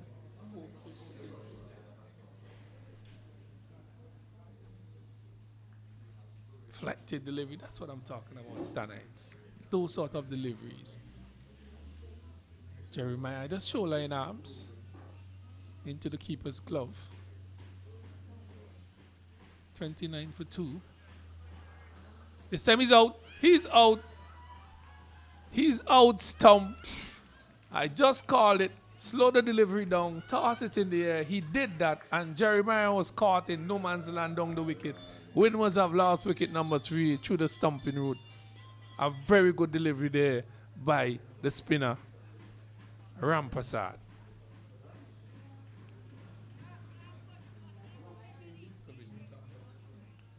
So, another victim to the Guyanese slow bowlers. Fish. Another wicket to the Guyanese slow bowlers in spinners in Ram Prasad and Prasad. And you quite rightly said it, slow it up a bit, charged, missed, it spun across him, and the wicket keeper had an easy stumping chance. And the Winwood sink further into the mire. And they are in real problems here now against the Guyanese spinners. Is there a way out, Kenroy? You have to bat your way out. I'm asking you, is there a way out? The only way out is batting What your way would you out. do as a batter in this situation? Bat my way out. By doing? Be positive. Occupy the crease. Hit the bad deliveries. Defend the good ones. Bat as long as possible. Are there any bad deliveries we're seeing out there? No, bat tight, play tight. I'm capable enough of batting those I'm just deliveries. asking the questions, you know. Yeah. I'm just asking because. But the situation that is existing now, the deliveries doesn't look bad. The situation is such that they are under tremendous pressure. So bad deliveries look good. The bad deliveries are good ones, but they are really, really bowling a very good line and they're getting Yes. some turn. Not any prodigious bunks. The turn is there as the pitch gets older and older. And as I said, the fieldsmen are around the bat like vultures. Slip, gully, silly mid off, short backward point, short square, shortest cover, mid off. They're under tremendous pressure. Yes, a lot of pressure here. So that brings Joseph into the wicket. This one is short outside here, or some bouncing, turning. And really, the Guyanese fielders and wicketkeeper really had a laugh at Joseph, really. Running down the track, left in no man's land. The keeper held the ball in the hand and actually just whipped the bail off, having a laugh. A really good wicket for them. And Windward Islands here just before lunch, they are 29 for 3. They have lost 3 wickets. The 2 big wickets of the skipper Augusti and Pascal, and Joseph had just gone stumped. Wicketkeeper Bowl. Rampasad for 8. So Passad has 2, Rampasad has 1. The spinners have striked for Guyana. And this Passada will continue from the top end here, left arm round. Oh, that one is hitting the pad. There's a loud appeal. They're excited.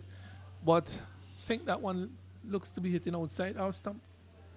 Who knows? But it was a confident strike. Confident appeal. Very, very confident umpire said not out. And it looked very close to me, to be very honest. It looked adjacent, but the umpire made a decision not out, and we'll continue to describe what we see. But certainly, tremendous pressure, and it's not going to be easy to bat your way out of this situation. If you attempt to be ultra aggressive, you're going to lose your wickets. If you try to defend down defense, you're going to lose your wickets. So you're somewhere in between. You have to fight your way out. Have to be positive. This one is hit airishly past the bowler. He's diving to his left. Didn't get a finger or a hand to it. Goes to Thorn, the big Thorn with 71 on his back. He does the feeling. The score remains on 29 for 3. Windward's in all sort of trouble here at Arnisville. I think that they have batted themselves into trouble in both ends.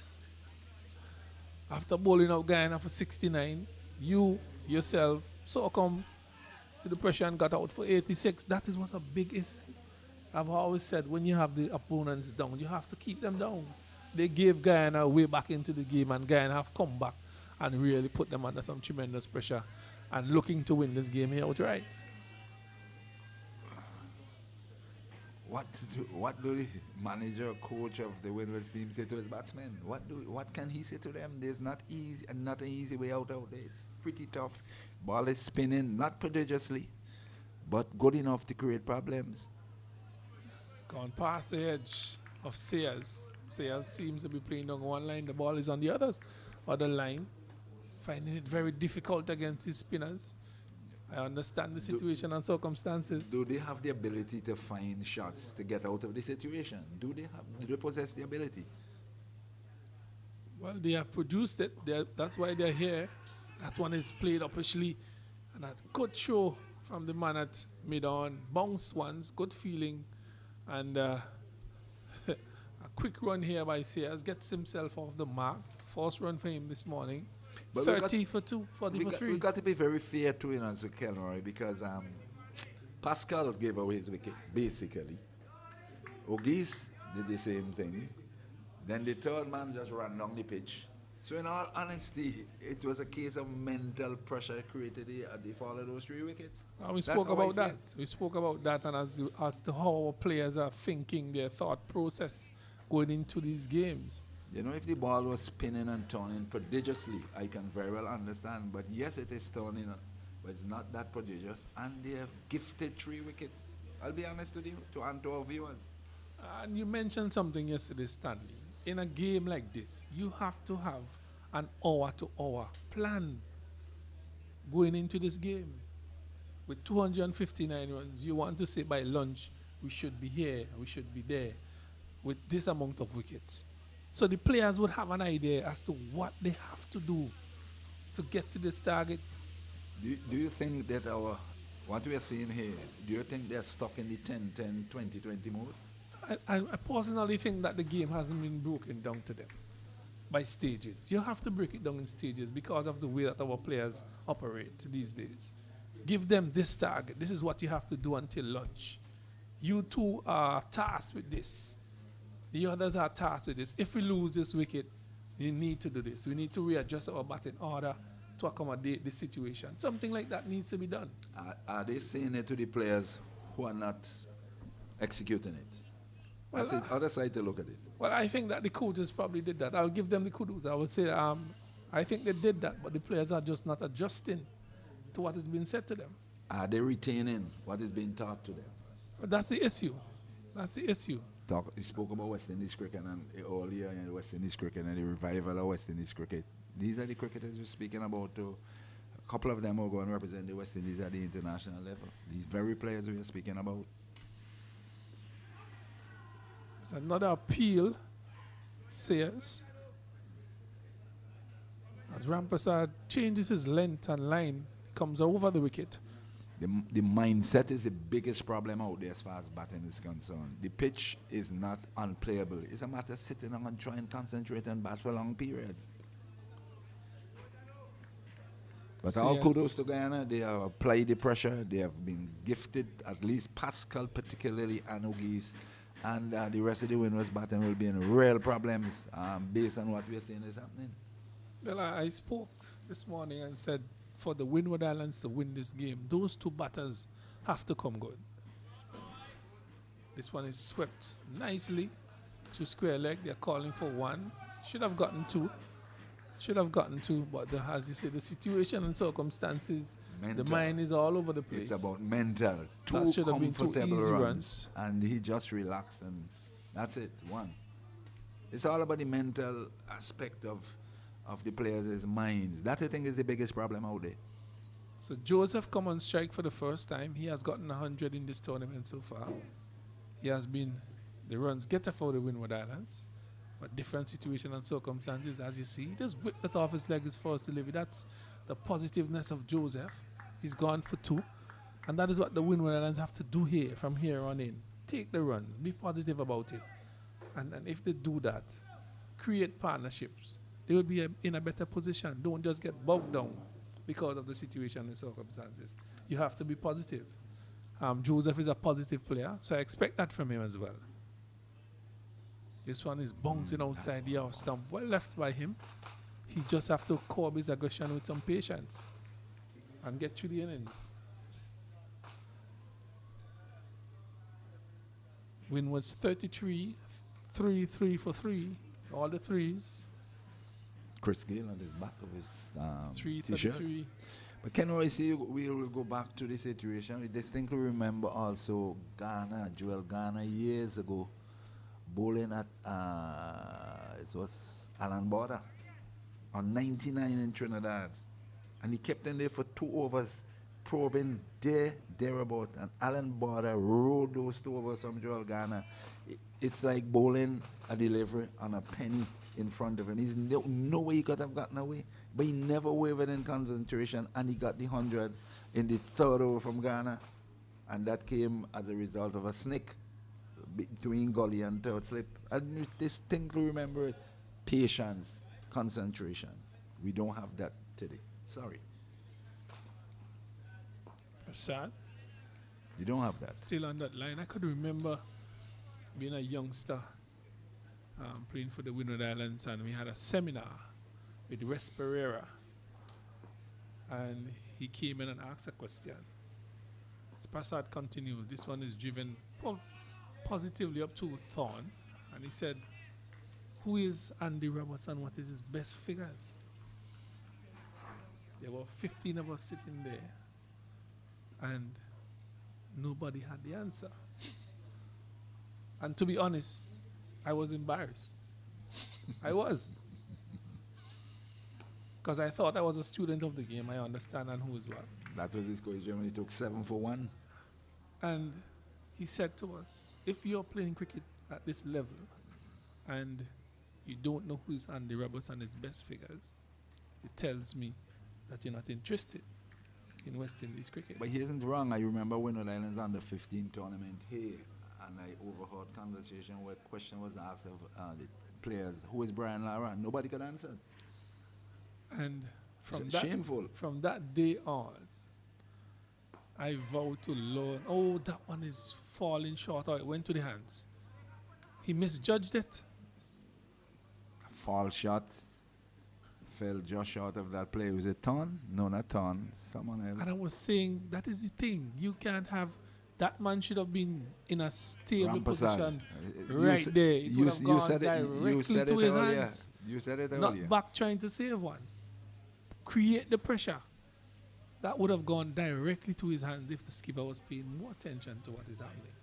But a chance gone a begging. Even though that they're on top of the game, that should have been another wicket. This one is hitting the outer portion of the bat, just bouncing in front of the man at Silly Point. And Stanley really, from that time on, I said, listen me, I would never be embarrassed again in any seminar where persons are lecturing us and asking us about questions in respect of West Indies and West Indian players. I would like to say to you, to be honest, you see these cricketers in St. Vincent today, the under 19 cricketers, if certain questions are asked about West Indies cricket, they will struggle to answer. I'm positive of that. I'm saying that without any real empirical evidence, but I'm very positive of that. Well, I would know that because I've dealt with them and posed some questions as well. This one is outside and hitting the outer portion of the bat. Well done by 29 there for Guyana. So Windies haven't seemed to hit the middle of the bat at all. Balls hitting the outer portion of the bat, bouncing in front of men, dropping short. It's just about 5 minutes or so. 10 minutes. 10 minutes. Let me take Stanley's time. My time is a little bit off. Alacha.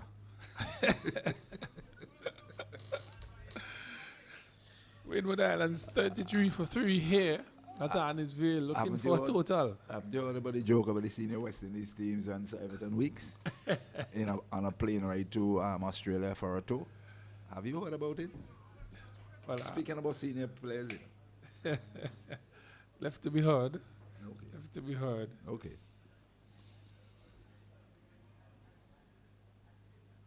Flighted is driving again. Windward Islands 33 for 3, looking for 248. Uphill task here for them. In this, the third day of this 3 days tournament. West Indies Rising Stars been held here in St. Vincent and the Grenadines, the gem of the Antilles. Beautiful day for cricket. The weather is lovely. Breeze is blowing. The sun is out in all its glory. And Guyana, with their tails up here at Arnisville, are doing exceptionally well. And Windwards really struggling. Asked to get 249 to win. They're 33 for 3, 34 for 3. They are in real problems. This one is hiking that. Pitched up, flighted, and that's what I'm talking about. Be positive about it. And Joseph is that sort of batsman. He will not hang around there playing those shots. And he has played that lovely through mid-on into the fence for 4. So Joseph gets his first 4. It's 37. 37 for 3. Joseph have moved up to 6. Yes, the very first positive shot per se with confidence that was played there by Devonny Joseph, and it was well executed, right on top of it, and they got a boundary up to 637 for 3. Windward Islands trying to get 249 to win. A minimum of 63 overs before the mandatory 50, mandatory 15 around 4 o'clock, whichever is later. So Guyana resumed this morning to 29 for 5, and they went on to get to 265.9 before they declared. And the Windwards then asked to get 249, 37 for 3, and with lots of time still left in this game, but they are in all sorts of problems at 37 for 3. So Sandia comes into the attack for Guyana. Left arm spinner around the wicket.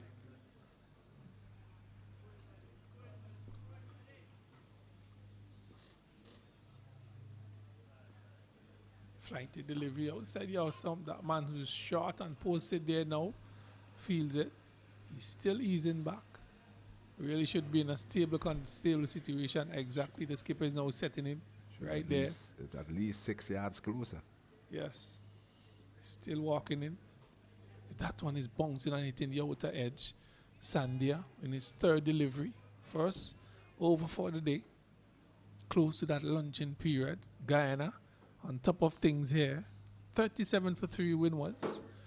Been asked to get 248 for victory. So on outside the off stump. He keeps things very tight. Guyana really loving themselves. Have played an excellent day and a half of cricket really to bring themselves back into this game.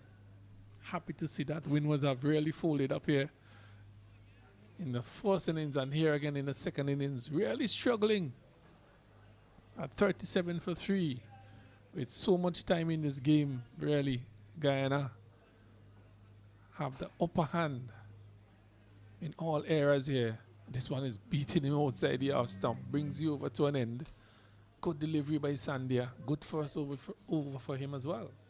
Yes, and interestingly, he replaced Passad from this northern end, who took 2 for 3 from 5 overs. serious business here for Guyana. And the Windwards batsmen at the moment in Joseph and Sayers should try and bat up until lunch. I think that should be their first target. Preservation of the wicket, bat up until lunch. I think that should be their aim. But are they conscious of that? Are they conscious that lunch is 5-6 minutes away? I do think so. Joseph is on strike. Plays forward in the approved manner. Positive batsman he is out of Grenada. I've seen him for a couple of years. He have grown in stature. He's a very positive, as you could see in his approach to the wicket. Plays his shots. All he needs to do now is cope some of that aggression with some patience and really play a wonderful innings for Windwards here. They would love him to do that. There's a loud appeal outside the off stump. See, the keeper seems to be very confident, but the umpire have nothing to do with that. So the batsman is indicating his bat struck his pad. Well, probably hurt the neck. Maybe he's all within his right to appeal. It's part and parcel of the game. This one is good delivery, just coming back with the arm. As Rampasat continues to operate here at Arnisville for Guyana. Happy days here for Guyana thus far. This one is being swept. There's a loud appeal. Joseph just sweeping. The ball struck in his pads. The umpire doesn't signal. It seems as if he says got a that nick it onto hits it. the bat because Yes. his foot was planted directly down the pitch, Stanley. And the bowler actually ran away out there, confident that he was LBW, but from the umpire's position, he got a nick onto it, and that's probably what saved him. Probably. Well, lives to fight another day.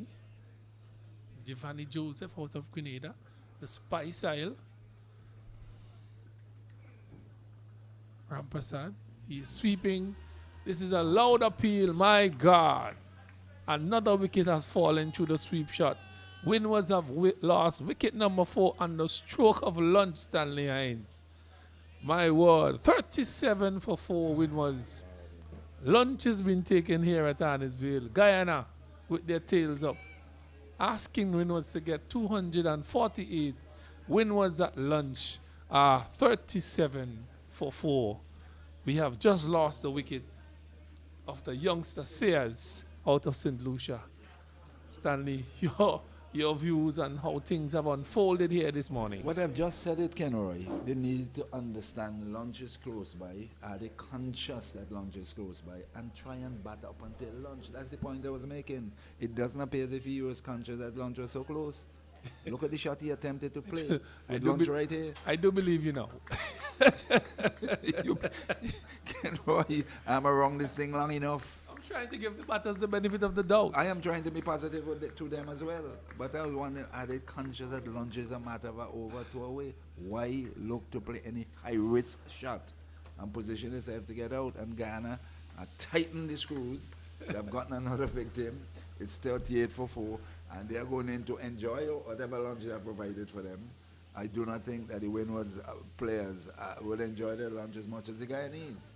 So as they asked me to do it, Guyana resumed into this morning, and they went on to from 225 for 5 up to 265 for 9 before declaring. Thanks mainly to a resolute innings of 59 out Ramsamy, who guided or shepherded the lower order and the tail of the Guyanese innings and put a lot of pressure on the Windwards. Because had the Windwards collected quick wickets, real rapid, they would have, if they have gotten, let's say, 220 to win, but rather than that, they nudged their way up to 265 and gave them 249 to win from 63 overs up until the mandatory 2015 at 4 o'clock. And thereafter, the Windwards, like a procession, they fell like 9 pins before lunch, with Pascal going for 19, Auguste for a duck, gifted his wicket away. It's Christmas, it's only Christmas. Gifted his wicket away. Jeremiah, I don't know who called him, ran down the pitch and was easily stumped. And then look at the stroke of lunch, says LBW playing a sweep shot, and he's back to the pavilion, 38 for 4, with Passat 2 for 3, Rampassat 2 for 5. And the Windward is in all sorts of contortions here.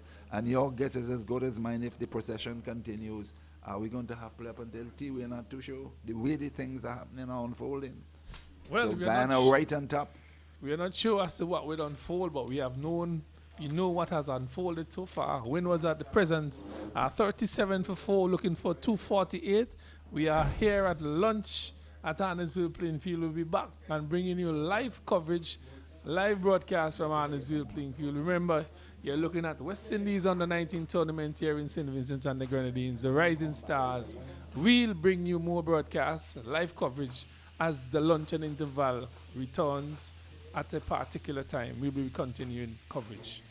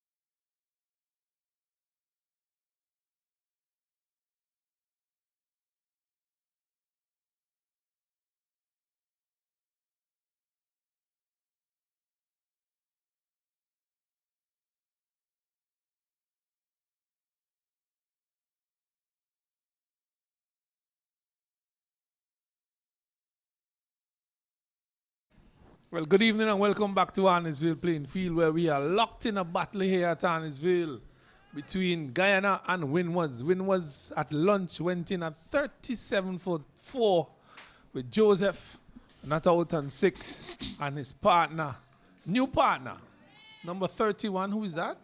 Tariq Edwards. Winwards in a terrible position here, 37 for 4. I'm looking for a target of 248. With me in studio is the lovely Stacey. And Stacey, good afternoon. Good afternoon to you, Kenroy. Good afternoon to all the viewers out there. Well, we are here, locked in a battle. Guyana leading the charge, fully in charge of this game so far. And really, they have piled of pressure on the Windward Islanders with Joseph and Tariq Gabriel at the crease. What is your thoughts going further into this game, Stacey? what happened? So far, my thoughts, what I've been thinking as Arian Passad, left arm spinner, looks to run into Devon Joseph is the main difference between these two teams in their second innings approach has absolutely nothing to do with skill or the pitch. It has to be, the difference is the mindset. Guyana, when they batted, they came out with the mindset. They were 8 for 2. They were in trouble. They overcompleted 38 for 4. Yes, but they were in trouble when they came out to bat. And they dug in. Mavenja Dindal and Shamayewo, they dug in. They decided, we are going to put up a fight. And they did that. So you need to see something similar from these batters for the Windward Islands. They're in a lot more trouble. They've lost 2 more wickets than Guyana did at this point. So something needs to be done between Tariq and Devoni Joseph because they are capable batters as well. Well, Joseph, we know, has established himself in this tournament. He got 100 already. Tariq Edwards is playing very good cricket, consistent cricket. He's bowling, he's batting, he's fielding. So he needs to get a big innings for the Windward Islands here this evening. Yes, Windward, the Guyana team, they just require 6 more wickets for victory, while Windward Islands, they have a mountain to climb certainly. They need 211 more runs. Which one of the mountain you would describe that they have to climb in St. Vincent? Somewhere up at La Supre, somewhere up there. It's the highest peak. It's a task, but it's definitely not impossible. We've all climbed it at some point in time, so certainly not impossible if you put your mind to it. And it's a strength of character as being tested right now for the Windward Islands batters. And Windward Islands need someone to put up their hands and look to bat through the rest of the day, get close to the runs as possible, or even win. Well, my opinion here, if these two doesn't get in and bat for any long period of time, Windwards will be out before the stroke of tea. But these two, if, as you said, they occupy the crease, put their heads where it's supposed to be and bat. Oh, my God, look at that. There's a loud appeal. They are celebrating. Tariq Gabriel doesn't move. That's the end of that appeal. The umpire says not out. And really a very vibrant appeal here by the Guyanese. And I got a sense of deja vu when they went up in appeal because his dismissal, it was quite similar in the first innings. He bat pad 1 close to the man around the bat. The man at short leg, this time it went to the fielder at leg slip. Luckily for him, it was just pad. Well, if the fight another day, the umpire in the best position to make the decision. This time he's driving inside edge. Thorn comes around and field. And the excitement is never ending here at Arnesville since the Windward Islands have started batting. Yes, and he was pushing at that with hard hands. Not advised at this point in time. He's new to the crease. Need to get his eye in and try to build a partnership with Joseph. Similar delivery again. My word, every ball has some sort of entertainment to it. What I must say about the Guyanese team, it seems as if they have a plan and the captain is sticking to it. The way the Pacers came out on board, it was similar to the pattern that they had in the first innings. And even now with the spinners, as soon as Pascal was on strike, the first spinner that he went to was Arian Passad. He picked him up in the first innings, LBW playing back. On this occasion, he had him LBW again, this time trying to sweep.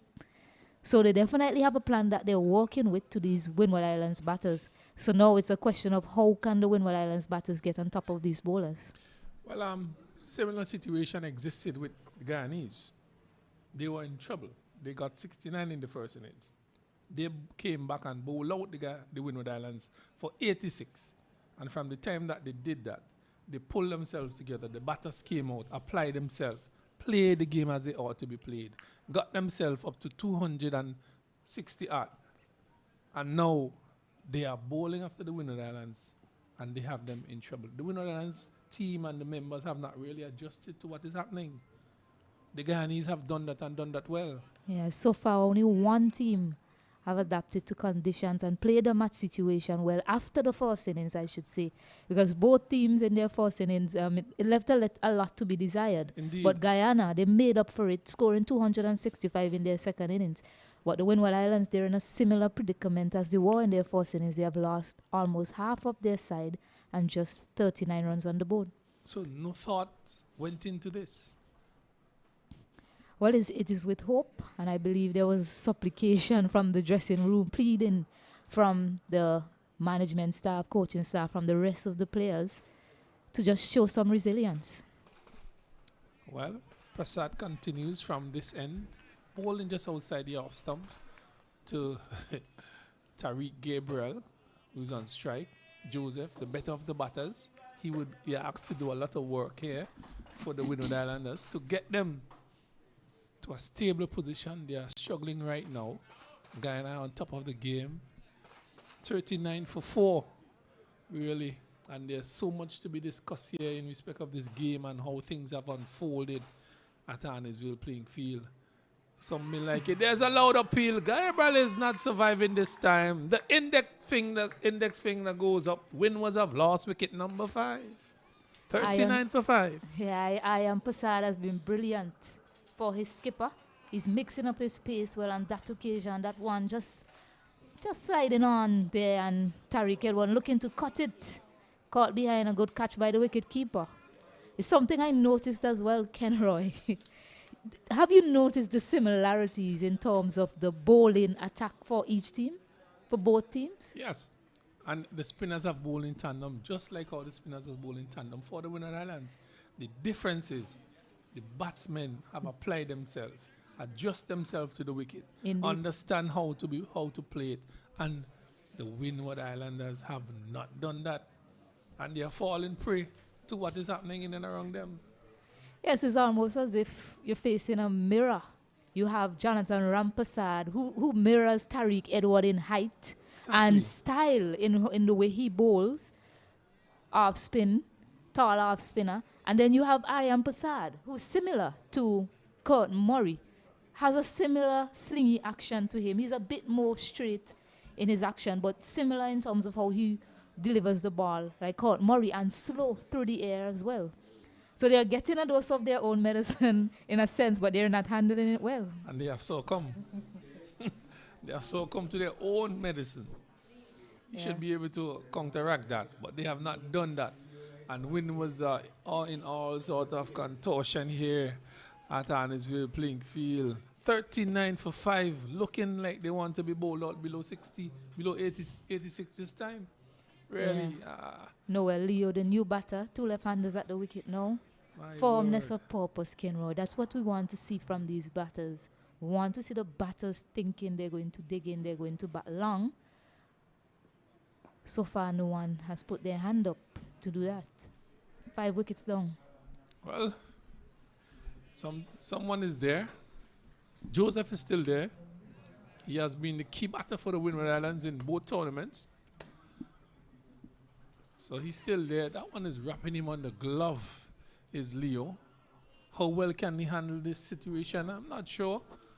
But he's there with Joseph battling for the Windward Islands at 39 for 5. Disappointing situation here for the Windward Islands. After having bowled out Guyana in the first innings for 69, and they themselves been bowled out for 86 in their first innings. Guyana coming back and batting fantastically. Fantastic. Ian came back here and really put the pressure on the Windwards for the last innings and gave them a total of 249 to get. They are presently at 39 for 5. A really disappointing position to be in here on day number 3. Yeah, so Rampasad spinning that ball in his hands there. About to continue to Devoni Joseph, who we've already highlighted, the only batter to score a century in the 50-over version. of the Cricket West Indies under 19 men's tournament. He's still there, and he's also with Noel Leo, the wicket keeper. Both of them From Grenada. glove men as well.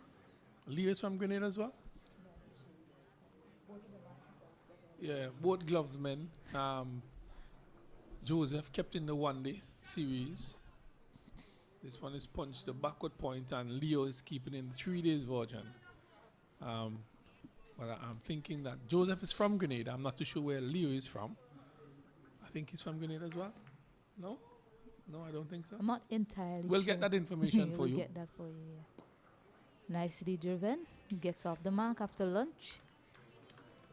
So Leo to take strike. Two left-handers at the crease. Rampasad will like this very much. Well, they are similarly built. They do wicket keep in different versions. They bat left-handed. We know Joseph to be well skilled with the bat. How good is Leo? He would have to be battling here for Windward Islands. 24 overs have been bowled already. In this innings is 40 for 5 Windward Islands. 2 slips, silly point, backward point, square cover, short extra cover. Yeah, Leo in last year's tournament notched up 117, his best being 33. His average was just below 20 and a strike rate of 52 point. Oh, that one pitch on the leg stump and span right across him into the keeper's glove. The oohs and the ahs goes up. Yeah, and a strike rate of just about 52. So he's been here before. He got a start last year. Wasn't even able to kick on in any of the games. So now it's a perfect opportunity for him to show his mettle with the bat. It's really more a test of your mindset as a batter. So firmness of purpose, that's what these two are required to think when they're batting out there. Play each ball and its merit for now. Try and get on top of these bowlers. The best way to do this is by maybe rotating the strike. You know, let Guyana think of some other plan. Yeah, so 40 for 5. Well, the opportunity is here for these two batters to bat long for the Windward Islands. Although they're in trouble at 40 for 5, Joseph have led the way. He has to play a big role in this one as well. Leo needs to support him. But Prasad would think differently as Joseph continues to bat in his normal way. Really, he would hit the bad deliveries, respect the good ones, but he has to temper himself, really. Some of those aggression with some patience and keep things nice and tight here for Windwards. But he's sweeping that outside the off stumper. Ill-advised shot at this time. He should be looking to hitting that down the ground. Mid-on, mid-off. Palm the bowling, really, and bat as long as possible. Not looking for those big shots over mid-on and mid-off. This time he's running down the track. Look like he's in a hurry. Nobody's calling you, Mr. Joseph. You got all evening to bat. Show your mettle. Bat for the Windwards.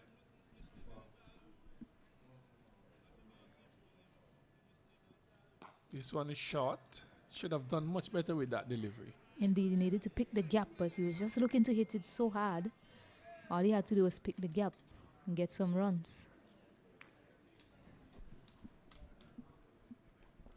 This time he's going for that big heave over mid-wicket again. Being drawn into that shot by Prasad. Just waiting for that miscue. I've seen and really, somebody needs to advise him. 5 balls in the over. Well, Noel Leo has called him down, maybe to have a chat with him. Because 5 balls were bowled in that over. Ken Roy and I counted 4 shots that were ill-advised. So hopefully for the last delivery, for his sake and Windward Islands, he'll just try to rein it in and bat long. Just think a little bit longer in terms of how he's going to approach getting runs to these spinners. Leo seems to be in a... Sorry, Joseph seems to be in a hurry. Oh, that one hits the inner portion of the bat. Evading the man at short leg. And Prasad was jumping. Thought that he got his man. Unfortunately, that fell in no man's land. That brings you over to an end. 40 for 5. Well, Stacey and drama has unfolded here at Arnesville. Nobody expected this from the Windwards. They batted poorly in the first innings, and they're repeating such again in the second innings.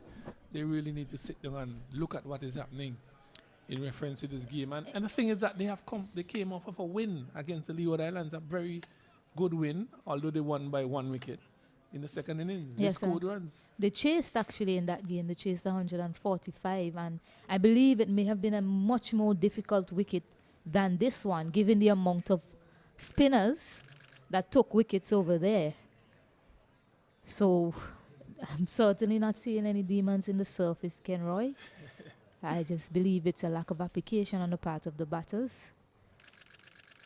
Look at this. This one is flighted.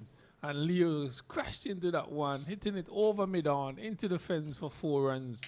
Leo is signaling his intentions that he will not be flighting these deliveries. I'm going to get under those and shoot them over mid-on. A good shot by him.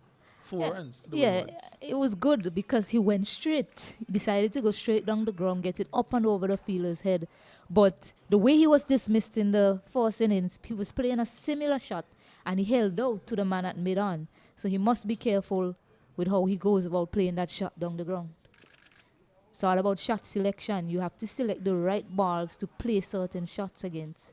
And that occasion, that was excellent from Noel Leo.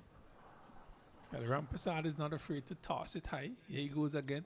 That one is tossed, looking for the same results, but better for him. 44 for 5, 26 overs bowled here. They are bowling these overs rather quickly. So it's a short one, punch through covers. Doesn't have the legs to get to the boundary. They pick up 2 more runs. So good cricket here. 6 runs from this over thus far. One of the better overs for the Windward Islands. Leo seems to be getting on his way. Yeah, he hit that well, but luckily for him, he was in the gap because he hit it aerially.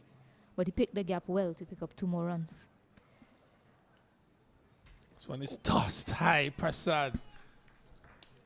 Hitting the outer portion of the bat. Falling short of the man at silly point. Really. So a good over by Leo. Testing over, ball by him.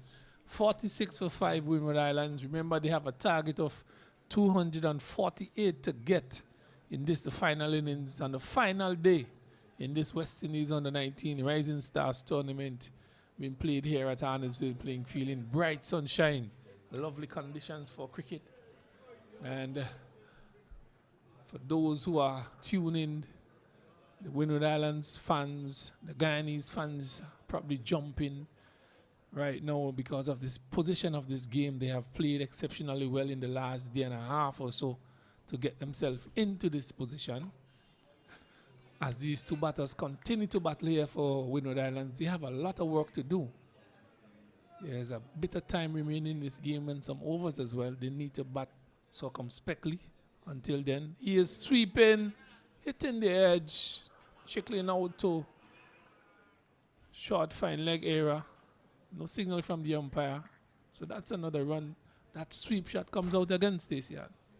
And just to add, 2 players were dismissed sweeping in this inning so far from the Windward Islands. But still, we're not afraid to sweep. I mean, I have absolutely no problems with the sweep shot, Ken Roy. But again, shot selection, you have to know which deliveries you are sweeping to. Well, thought process again. What are they thinking about? Seeing 2 persons being demised, falling for that sweep shot. It continues to be played by the players. Not too sure if they are looking at the game and see what is going on and analysing as to how they go about their innings. Not seeing much been done. As that one is well fielded by the man at cover, square cover. 47 for 5, Windward Islands in their second innings, looking for a target of 248 here at Arnesville. Prasad continues to bowl tightly, looking for wickets. Joseph and Leo at the crease for Windward Islands. Really good conditions for cricket. Nice wicket to bat on. It has flattened out really. This one is heist. And the catch has been taken. My word, wicket number 6 have gone. The big man Thorn takes the catch on the boundary. The chap was set. He fell for it. And, oh my gosh, Winward's in all sort of contortion here. And he looks bemused as he's standing there, as if to say, when did that fielder got there? It may well have been he's thinking, I hit that so well. How did it not pass the fielder? But again, another ill-advised shot. Because the Windward Islands have already lost 5 wickets before that shot. Now they have lost 6. Another poor shot selection from another Windward Island batter. Leo is having that slow walk to the pavilion. Back in the days, he should not, he would not have been walking back to the pavilion. He'd probably walking somewhere else when you're going to meet the coach and the manager to explain as to what you just did. Would have been a difficult task. But it's cricket here at Arnesville, Windward Islands, now 47 for 6. And my word, oh, how things have changed. So this have brought Murray into the crease. Is it Murray? Yes, it's called Murray. Wow. You mentioned something earlier on air. You spoke about what the Windward Islands had to do, even if they had to change their batting lineup, because you need to take this in stages. You look at lunch. It was so close to lunch, and 4 wickets fell just before lunch. It was really close to lunch. A few overs, really. You had to bat 21 overs to lunch. The most you should have lost was 1 or so, right, to keep you in the game. You lost 4.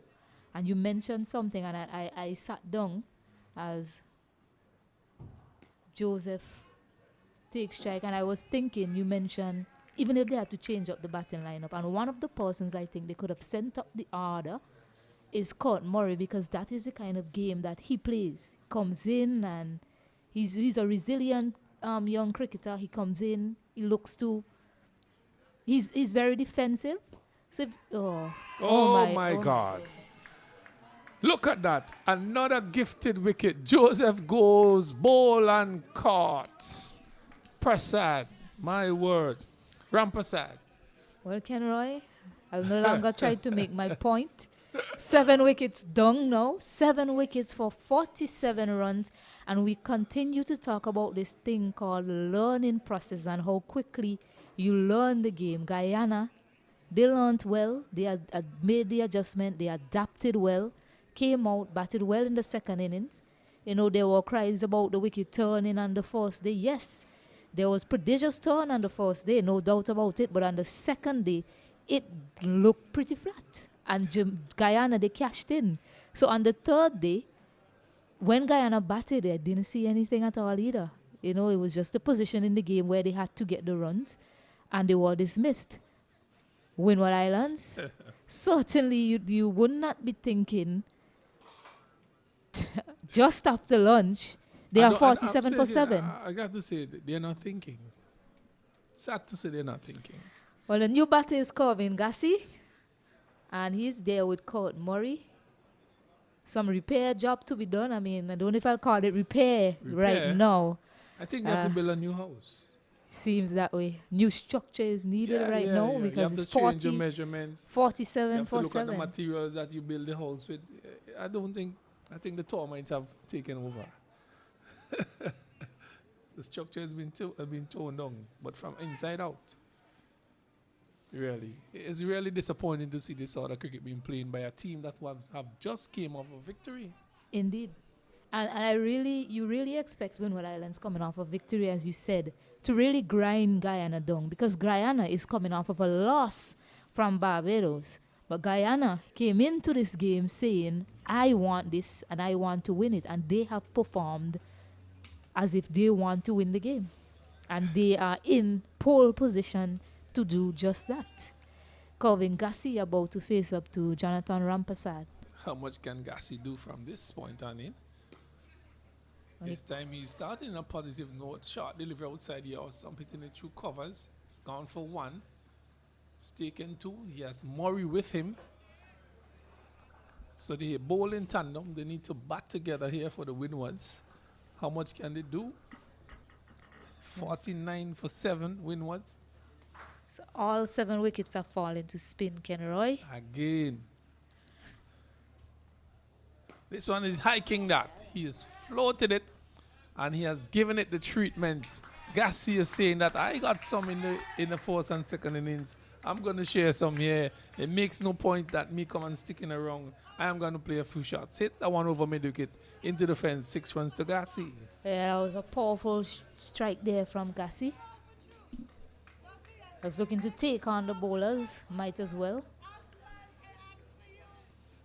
7 wickets down. Can we see a revival from the Windward Islands, Kenroy? It's a far away, but we've seen stranger things happen in cricket. I would have been saying if I was on the field, 1 shot, so what? It takes more than that. Again, tossed delivery. He's going, driving that one back pass. Rampasad, who's looking to get another wicket and get amongst those wickets for the Windward Islands. 56 for 7. Windwards falling prey to the spinners again. And really, Stacey, and as we spoke about it, coming into this game, knowing that you're chasing 248, you have to make some adjustments. The same batting order that fell for 86, you repeated that. You gave the men the same position, sent them back out the same hole, knowing that you have a target. You have to make some readjustments. That is the thing that's missing in the cricket. You have to do that.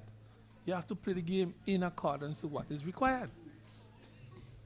Yes, and as you mentioned, just before lunch, you could have easily sent someone like Murray up the order. Just tell him, hey, I just want you to do this for me. Stabilize the innings, you bat time until lunch, and then you do your reassessment from there. But we're in a position now where Guyana, 3 wickets away for victory. Could have even said, I start with Pascal and my opening batsman.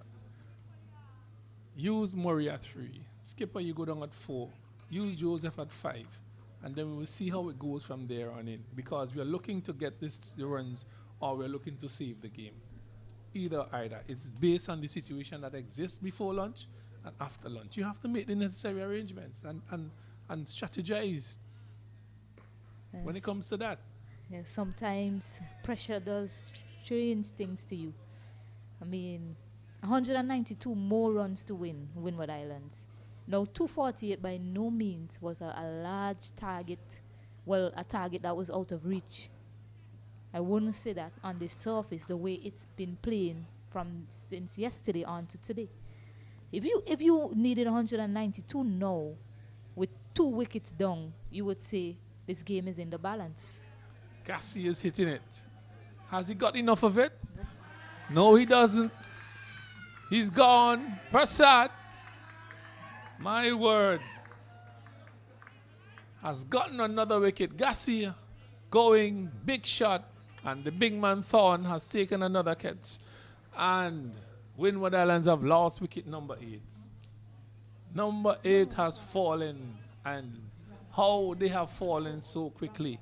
I was thinking of tea time, but really and truly, seems like it's going to be wrapped up in a few more overs. Yes. Less than an hour. Good catch by Zinal Ramsamy.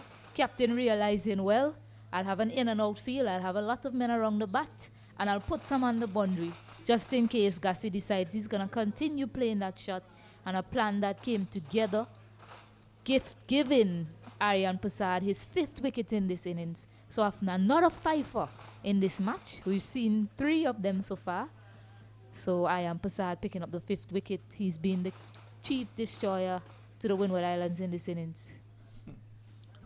Well, that brings Edwards to the crease. Windwards really showed no fight at all in this innings. Did the same thing in the first innings. Bat poorly. They are batting poorly again. But Stacey, the thing is that you can't expect a different result when you're doing the same thing over and over again. It is not possible. You fell victim to the spinners in the first innings. You were bowled out cheaply. Second innings, you're chasing 248 runs to get. You have to make some sort of adjustment because you fell to the same set of bowling. The batters came at the same time. You didn't rearrange anything. So what is it you intend? And the same result is occurring. No. Good start there. Just sliding that one in. That was probably the arm ball. But on a positive note, Ayan Pasal, 5 wickets to him. The young man showing guile in his approach to bowling, mixing up his pace, using his variations well. Opening batter for Guyana's team, but he's done a job for them with the ball. He hasn't been able to contribute with the batting hand for them, but he's put his hand up with the ball, destroying the Windward Islands, picking up 5 wickets. Well, sad day here for cricket for the Windward Islanders. It has been said if you can't dance a yard, you can't dance abroad. Guyana, they are dancing abroad.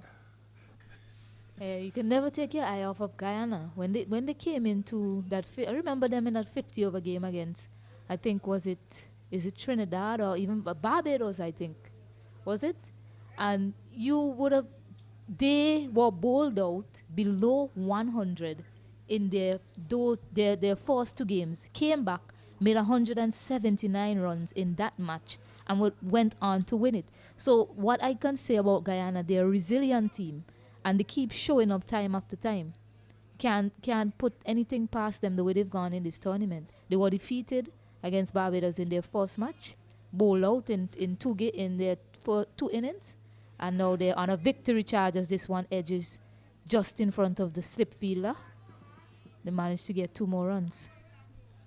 Well, Rampasat continues to bowl exceptionally well for Guyana. Batting seems extremely difficult for the Windwards. It didn't look that way for the Guyanese. This is the same wicket, the same surface. Nothing has changed. But things seem rather difficult for the batters for the Windward Islands. Second time around again. And really, as you said, if you keep doing the same thing over and over again, you're bound to get the same results. You know, you're chasing a target like this. Some readjustments should have been made. Some targets should have been set and so on, and give the batters some instructions. And when we go for that one, looking to heave that over mid-wicket, as the Guyanese encourage that man who's playing at mid-wicket, a good dive to his right. The score is now 58 for 8, Windward Islands. Well, if only we were flying the wall in the dressing room, so we can't really say what instructions were given to these batters. Well, really and truly, Stacey, and given instructions to go and bat, the first thing you have to look at is how much time is in the game. How many overs remaining? Who is better suited to bat at this situation? What can we do from here on in? You were coming in the luncheon period. You send you to opening bat, you say, listen, this is the time that you have to bat until lunch. We're looking to get at least 25, 30 runs. We would adjust things, we'll look at things after lunch. If we lose a wicket from a good delivery, then it's accepted. But don't gift your wicket out. Yeah, Those are things that you have to say to these players. Set plans, give them instructions. 58 for 8. Windward Island struggling here, Guyana on top. See, if you fail to plan, you plan to fail. And really, I've not seen any sort of application from the batters.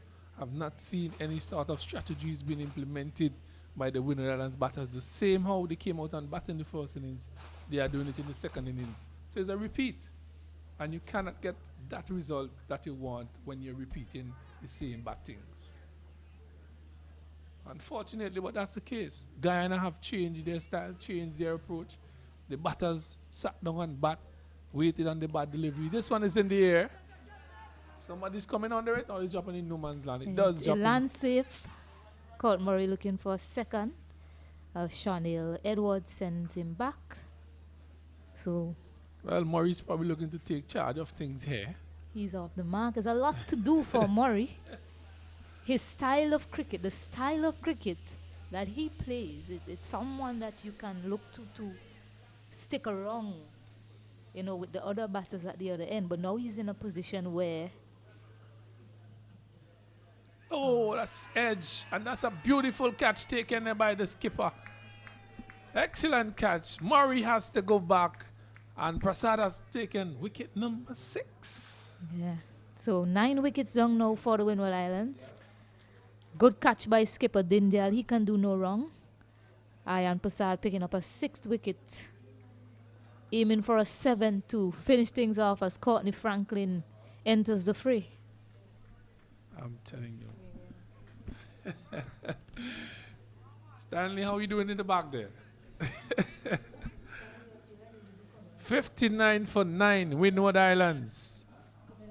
31 overs have been bowled. Yeah, so with that, I'll take my leave and Mr. Stanley Hines will finish things off. Well, I won't say finish things off because anything can happen from here on out. Hopefully, for the Windward Islands' sake, what is the last wicket pair?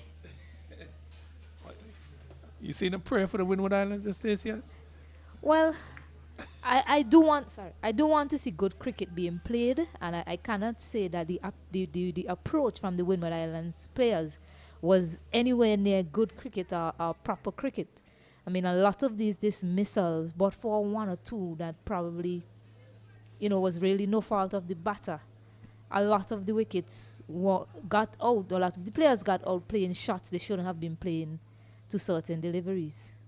2 men got out sweeping. A few of them got out holding out in the outfield as well. So, Nothing 59 much, for 9. Nothing much to speak about this yet. Just disappointments. So with this, Prasad, 6 for spit. 6 for spit, you would say, Stanley Hines. Seems like you were bowling. Good afternoon, Kenroy. You know those figures very well. Combined Islands, Windward Islands.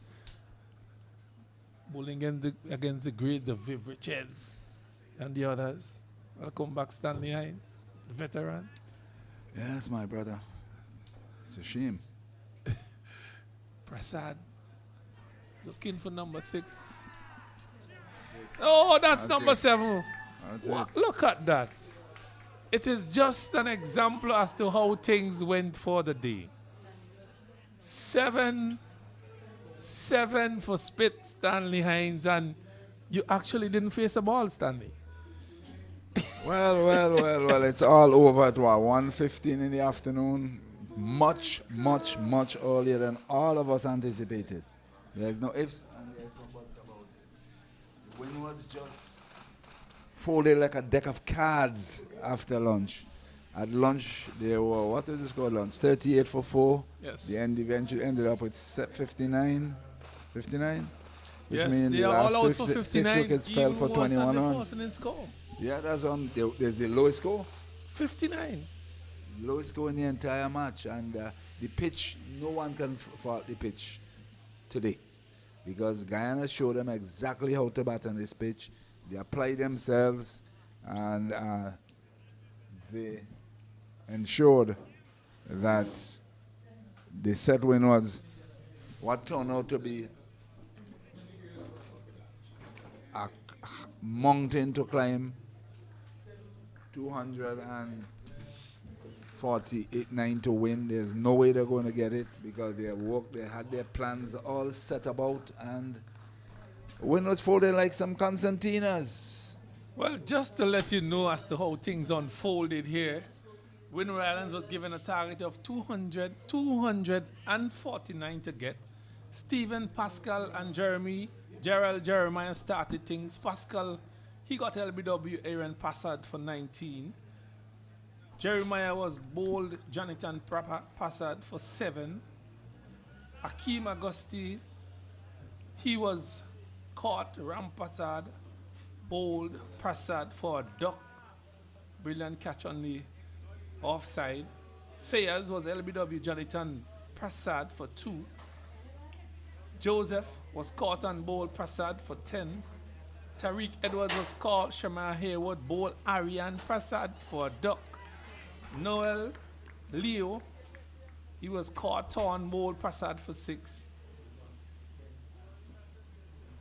Court Murray was caught Mavanja Prasad bowled Ariane Prasad for 2. Kevin Garcia was caught Ram Sami bowled Prasad for 9, and not out was Shawnee Edwards, not out on 1. Courtney Franklin was caught Ram Sami bowled Prasad for a duck. Divani Joseph was a 13 man. Well, that's not a 13 man. He also was out.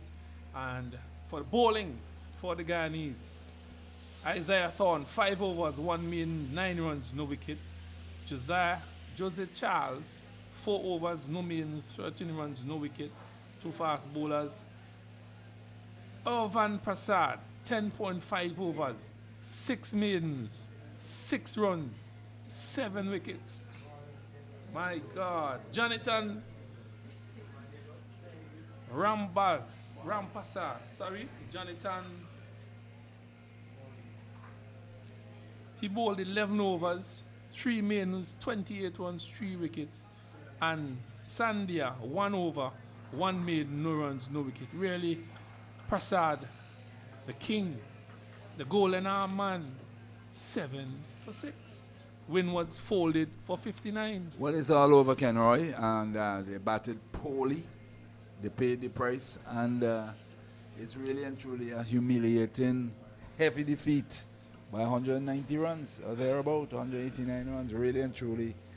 No one expected this. No one saw this coming, because resuming today from the overnight position, one expected they'll try to get up to about 260 and see how far they could make some inroads into the Winwards batting. The Winwards themselves succumbed meekly against Prasad from the top end. 7 wickets for 6 runs. It's not kiddies cricket. This is real cricket. This is West Indies under 19 cricket. Not that the pitch is doing anything so much untowards that you can't bat on it. It's just some simple way to put it. Poor application when it comes to batting. Just to let you know, the first wicket fell at 27, the second at 27, the third at 29, the fourth at 38, the fifth at 39, the sixth at 47, the seventh at 47 again, the eighth at 56, the ninth at 59, and the final wicket at 59. Really, some poor batting display here by the Windies in both innings. Really, Stanley, I am very much disappointed as to the way they went about it. And really, I must say kudos to Guyana. Guyana was was chasing it in the first innings. They came back, batted supremely, and put the pressure on the Windies, and they succumbed to it. Yes, in the first innings, definitely the pitch itself had something to do with some of the victims.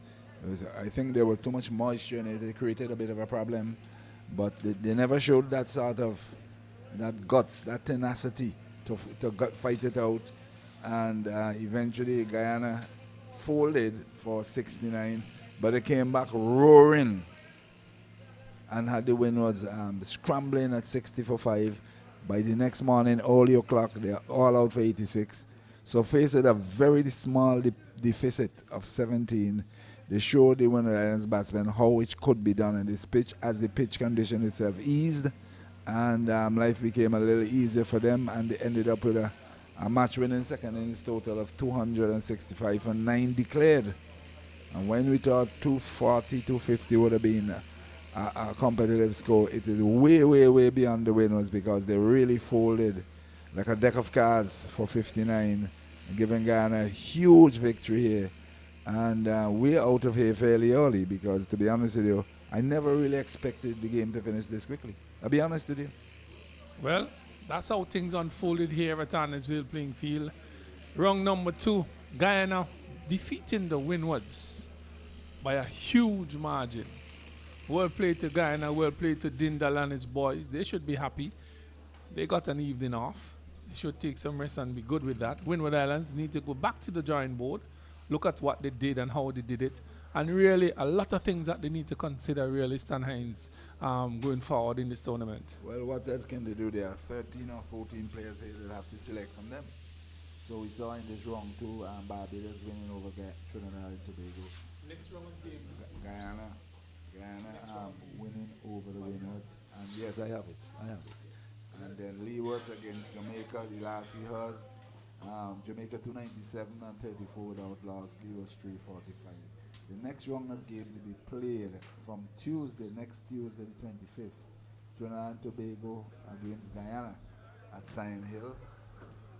Winwards, they'll be staying right here against Jamaica at Arnesville. And Leewards will play Barbados at Park Hill. Those are the next rounds of game, followed by the playoffs, which will come from July 30th to August 1st. So that's the situation here. Final scores, Windward Islands 86 and 59. 86 and 59, Guyana 69 and 265 for 9 declared, winning comfortably by 190 runs. Well, on behalf of all here, each and every one of us, Kenroy Martins, Stacy and Adams, our technician, our scorers, drivers, everybody here. Let me say, it was really a pleasure walking here and looking at West Indies under 90, Rising Stars under 19 cricket. And the match has just ended. So it's goodbye until next Tuesday when we'll be back here with the game between Windwards and Jamaica. Thank you all very much for viewing. Bye.